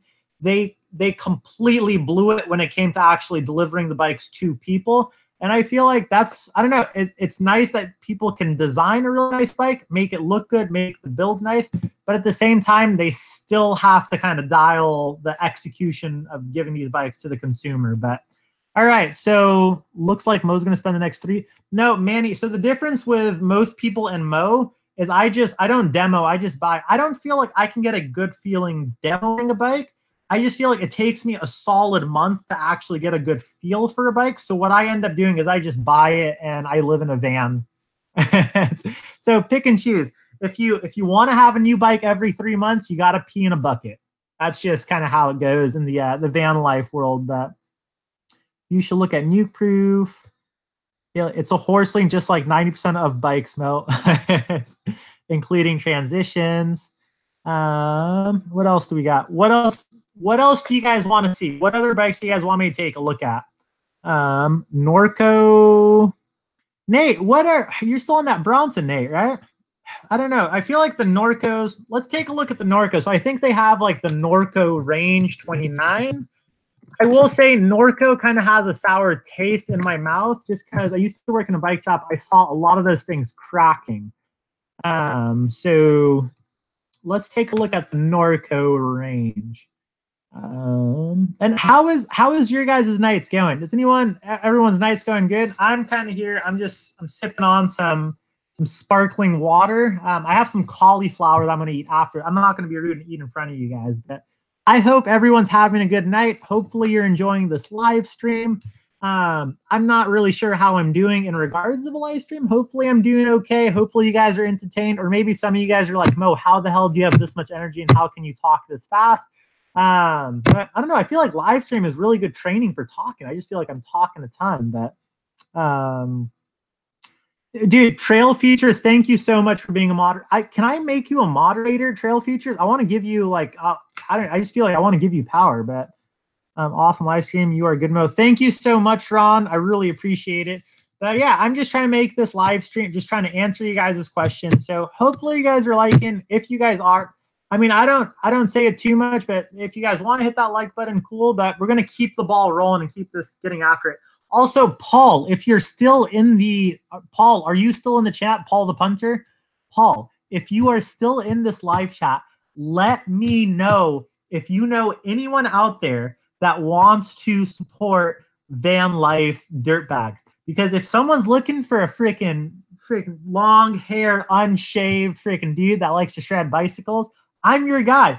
I call dibs on the van life partnership. So if you do have anyone in that, oh, there you go, Paul. Paul, so since you're still here, you hear of any company that wants to support poor dirt life freaking dirtbags that are ignorant Americans, I'm the guy. I'm the ignorant American. So, all right, Norco site, not Norco range.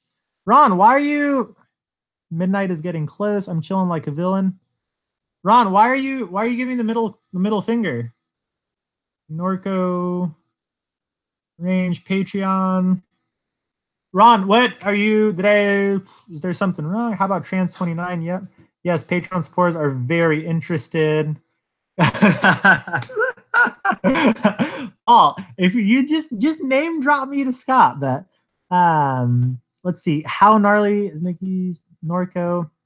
Okay, so what's the next bike that you guys want to see? I'm going to do a couple more bikes, and I think I'm going to start wrapping this up somewhat soon. It's getting pretty late. Oh, thumbs up. Okay. So let's see. What else what do you guys think is the most bang for buck, awesome long travel 29er on the market? I personally think Commencal wins the game. I think Commencal is really rad. I think that Fazari LaSalle Peak. So yeah. So what do you guys think is the best bang for buck long travel 29er? I'm going to go ahead and say it. So far out of the bikes that we have talked about, Fazari, and I'm just going back to this just in case no one was here, Fazari LaSalle Peak, I'm going to go ahead and say wins it today. Does anyone here, has anyone ridden a Fazari LaSalle? This is the bike that I feel like this is one of the best bang for buck bikes on the market. I just don't know how it rides. So I'm really curious. And I will say, for the price of this bike and a carbon bike with a solid drivetrain and top-of-the-line suspension, you know, Daily MTB, I agree with you for Commencal. I am not a fan of YT. I feel like they spent way too much money sponsoring bro riders and not enough money taking care of their customers. So I'm just going to go ahead and say that that's one of those companies where I feel like super awesome concept, really nice bikes, and they just didn't treat their customers that well in terms of execution. But I will say that Commencal, I'm agreeing with you there. And I don't know, your transition, dude, is really solid. But I am saying this Fazari 29 is probably, for me personally, I think one of the best bang for buck customers. It's also in stock, really cool company. I'm just curious how it rides. If it rides really good, I will say Pivot is going to have Pivot, Santa Cruz, all those top tier brands are going to have a hard time keeping up with it. So should I get a LaSalle? Let's just buy it right now. I don't think Hannah's in the room. So can I just buy it, you guys? No, she heard me. I can't get away with it. I did cover the Capra. Like I said, amazing bike. It's just sold out. It's always sold out. That's why I'm not a fan of YT. All right. What else do you guys want me to look at? So any other bikes you guys want me to take a look at? We're going to start wrapping this up. But what else do you guys want? So just get your last bikes in. I'll cover them, and then we're going to start wrapping this thing up. What about an e-bike? 2 cents. I don't know. I just feel like with e-bikes, it's a tough one. It's something where I do feel like they have. Bo, thank you so much, Bo. I really appreciate it. Watch by like review over the Fazari. Bo, I really feel like this LaSalle Peak is going to give a lot of companies a run for their money. Scott, genius. You know what, Paul? You know what, Paul? Fine, you freaking Canadian. I will go right now. We're going to Scott's website, and we're going to do Scott Genius 29. And I'm going to go ahead and tell you what I think, Paul. That's it. Paul's got me all riled up. Paul's a freaking Canadian at heart. He's freaking, you know, those Canadians with their queens. So let's take a look at this. Hashtag full punter. He is full punter. He's an awesome guy. He's just, you know, those Canadians. So let's take a look. Scott Genius 29. All right, Paul, I'm going to let you know if you're riding a good bike or not. Let's see. Let's see what we got here. Did I pull up the right bike? Let's see. Let's let it load. E-bikes are cool. People, I'm not gonna say anything about the e-bikes just because I don't know. I feel like I don't have. I'm not gonna ride one. I don't really have too strong of an opinion on them. But it's just they're not for me.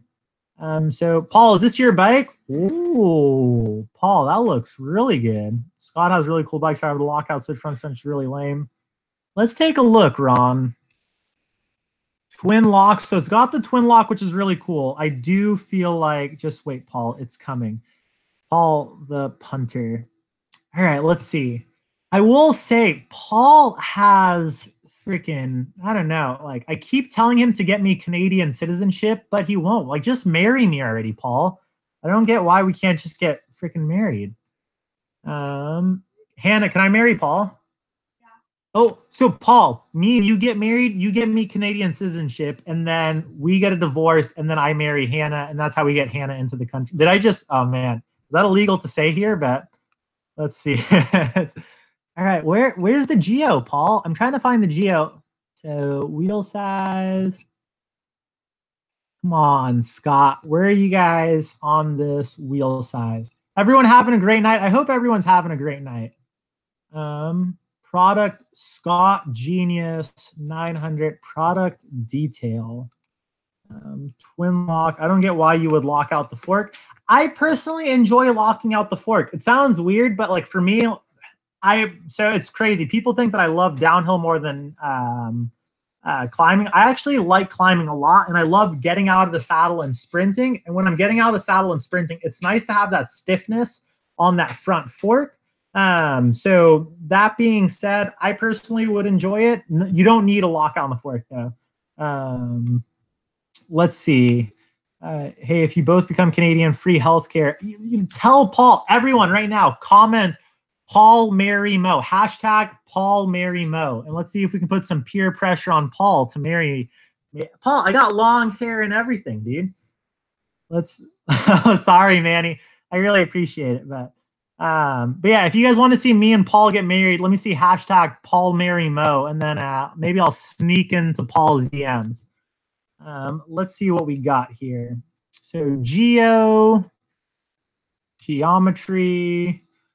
hashtag Paul, don't do it. All right, let's see what Mo marry me. Evan. Hannah, I think a lot of people want me to freaking marry Paul. Hashtag Mo marry me. You guys, if you're Canadian, I will consider marrying you. So let's see what we got here. Run, Paul, run.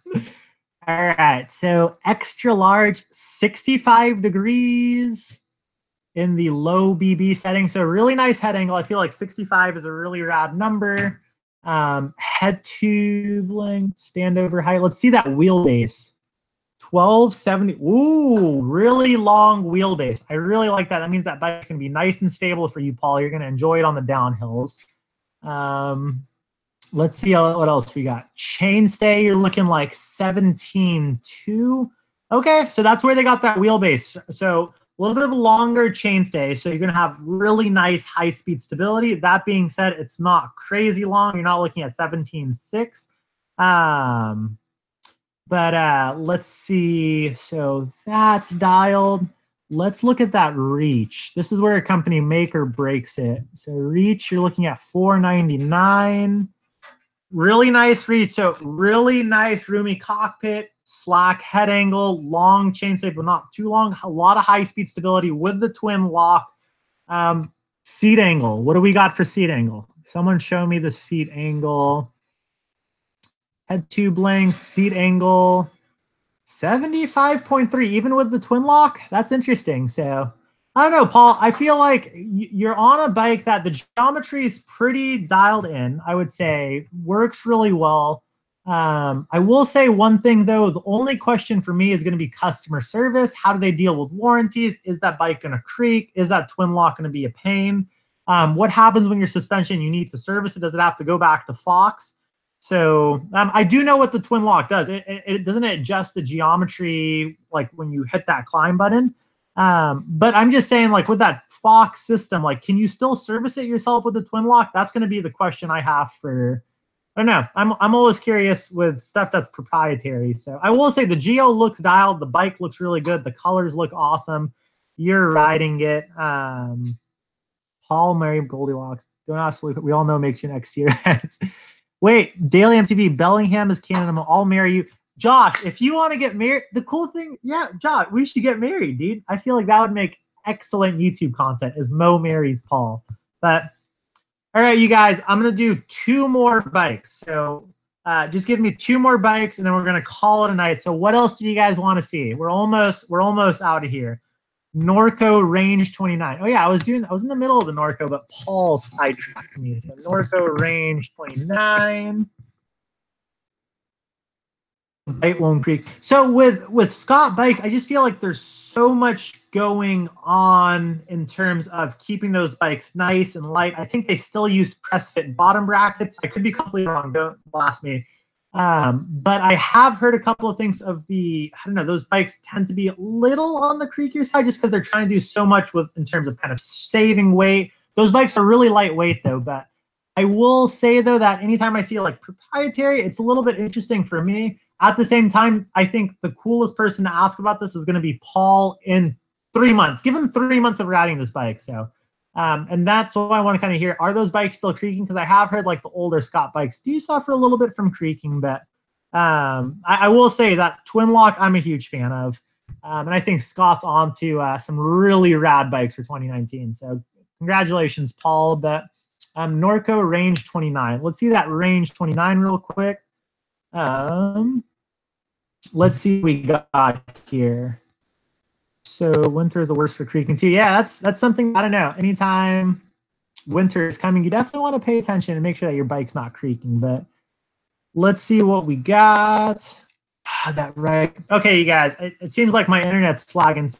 All right, so we're getting close to signing this off. What I'm gonna end this with, do you guys have any questions for me in regards to bikes or just any questions in general? Because I'm going to do like a couple more minutes and then we're going to be signing off today, you guys. But I really hope you guys have been enjoying this live stream. So does anyone have any questions for Mo?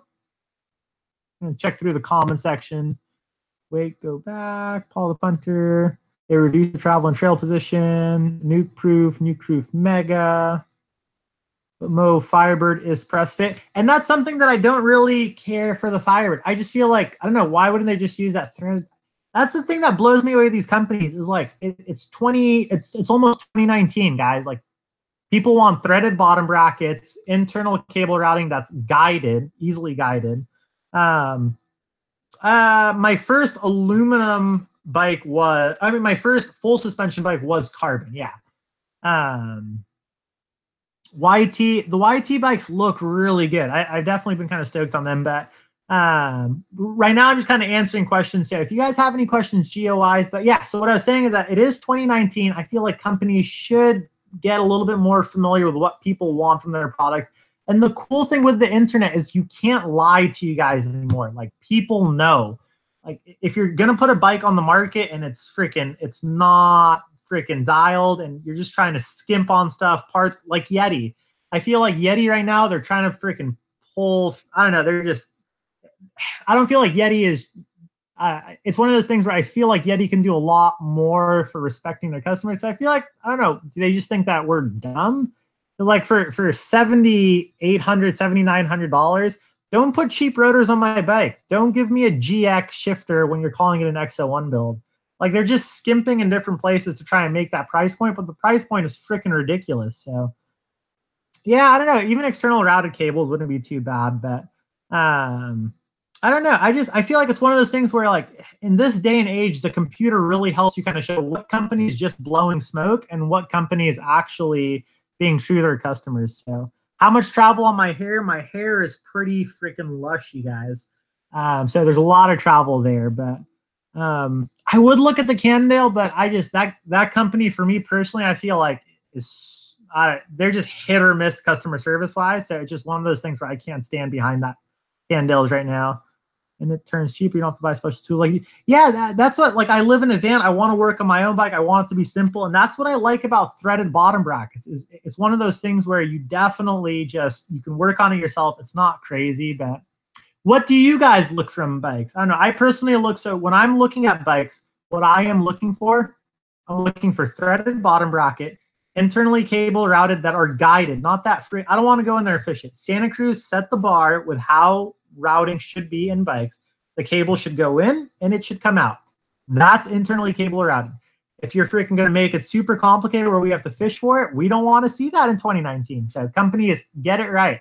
I want to see bikes that aren't creaking. I want to see price points that are affordable. I want to see bike specs that focus on good suspension, good wheels, okay drivetrain, and solid brakes. So transition. I want to see more transition bills. But hey Mo, can we talk about the Firebird downfalls? So I did talk about this earlier. So some things with the Firebirds that I don't like.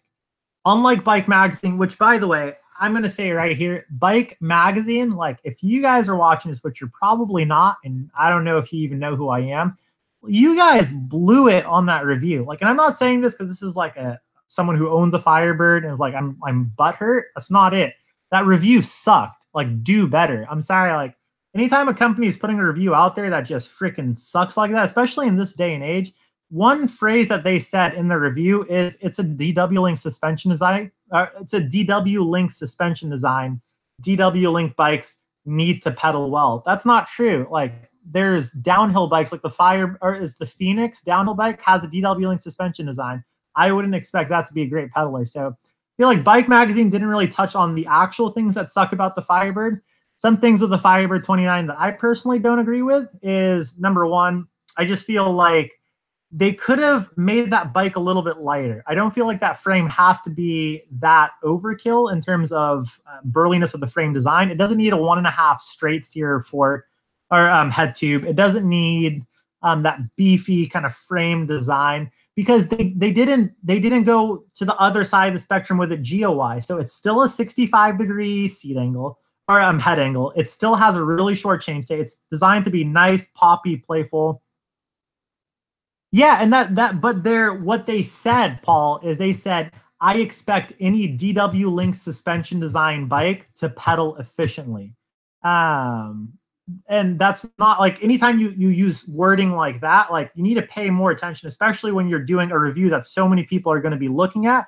And that was the issue that I had with Bike Magazine. There was a lot of claims in the review that it almost felt like that review was just freaking thrown together in freaking a couple of minutes. And they're just trying to take advantage of the views on YouTube. So I personally think Bike Magazine reviews suck. That's just my personal opinion. If they want to talk about it, they can call me. We can email about it. If they want me to do some reviewing for them, I'm happy to help them out. I'm happy to give them feedback. But at the end of the day, I'm just a boy that lives in a van, and they probably don't even know who I am. But that's the other thing. Like, I mean, I literally said Bike Magazine's review sucked in the title, and I never heard like anything. Like, actually, like, why don't you guys kind of own up to it? But at the same time, I wouldn't see why they actually would want to talk to me. But that being said, the frame, I feel like on the Firebird 29 is a little too burly. It could be a little bit lighter. I feel like they could have gone without Super Boost. Just go back to, just admit you made a mistake, Pivot. Admit that you guys made a marketing mistake, and now you guys have too many wheels with Super Boost hubs, and you guys just don't want to say, because every now and then it's okay to come back. Just because you tried something, it didn't work, it didn't catch on. Yeah, and I will say, but that being said, I don't feel like I'm too biased to the Firebird 29 just because I'm literally about to sell it and I don't care. And it's one of those where I'm not loyal to Pivot. My next bike is not going to be a Pivot. But that being said, like, I don't know, you do have a little bit of biasism, but So with all this being said, I just feel like bike companies, like this is the time and age where you guys should vote with your dollar. And if I were you guys, I would look at these direct-to-consumer brands and start putting pressure on companies like Santa Cruz and Pivot, all these bigger companies to bring their pricing down. Because the more you guys vote with your dollar, the better these bikes are going to get. But, all right, so is that everything, you guys? Because I'm going to be signing off soon. What music does Mo listen to? I am a fan of gangster freaking rap. I love gangster rap, old school, new school, just like keeping it. But maybe I'll do more of like an About Mo live stream. I hope you guys, thanks Mo, keeping on. Dude, Josh, you're freaking awesome too. I'm so stoked that me and you are going to get married. Hopefully Paul doesn't beat you to the punch. I'll marry anyone with Canadian citizenship at this point or lives in Bellingham. But yeah, so thank you guys so much. I really appreciate all the freaking support. You guys are absolutely awesome. If I didn't answer any of your questions, shoot me an email. I think my email is like moawesomemtb@gmail.com. Shoot me an email, shoot me an Instagram DM if you want. My Instagram is moawesome. Honestly, you guys are freaking rad. I love the freaking support, the community we're building. I hope I did a decent job with this live stream. I think I want to try to do one a week. I just feel like this is a really good outlet for me because I get a lot of messages. I get a lot of people kind of shooting me questions. And I just feel like this is a good way to talk to all of you guys at once. So hopefully I did a good job. Let me know how I did in the comment section. Give me some feedback. Let me know what else you guys want to see. Do you guys want to see a whole different freaking live stream or like a whole different topic? But I'll do another one next week. Yeah, any final thoughts, closing thoughts? You guys are all freaking awesome, by the way. Thank you guys so much for putting up with me this night. Yeah, I hope I did a good job. I tried my freaking best. This is actually a lot harder than I thought it was going to be. I'm happy that I learned how to do the tech side of this. Trail features, thank you so freaking much for just being absolutely awesome, helping me out with the tech side. Later, Evan. Later, Josh. Later, Carter. Later, Josh. Later, Gavin. Who else is still in this? I'll say bye to you. We'll do some shout outs. Trail features, you're freaking awesome. Evan, I'll miss you too. Yeah, hopefully I did freaking okay with you guys. Have a great night. Good night. Sleep tight. Paul the punter, I wish we were sleeping together in the same bed. Not like, yeah, but I hope that we get married one day and we get that citizenship. Good night, Ron. Good night, Missing Link MTB. Who else wants a shout out?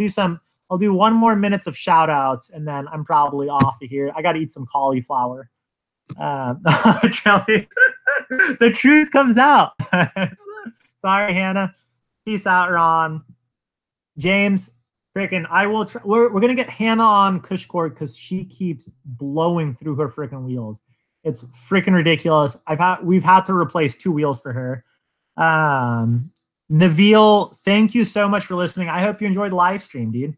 Good night, Johnny Boy. Manny, good freaking night, Manny. Thank you so much for being a part of this live stream. Who else wants a shout out? I'm just going to shout everyone out right now, but thank you guys so much for watching and supporting me. You guys are freaking awesome. Honestly, bottom of my heart. Thank you guys so much.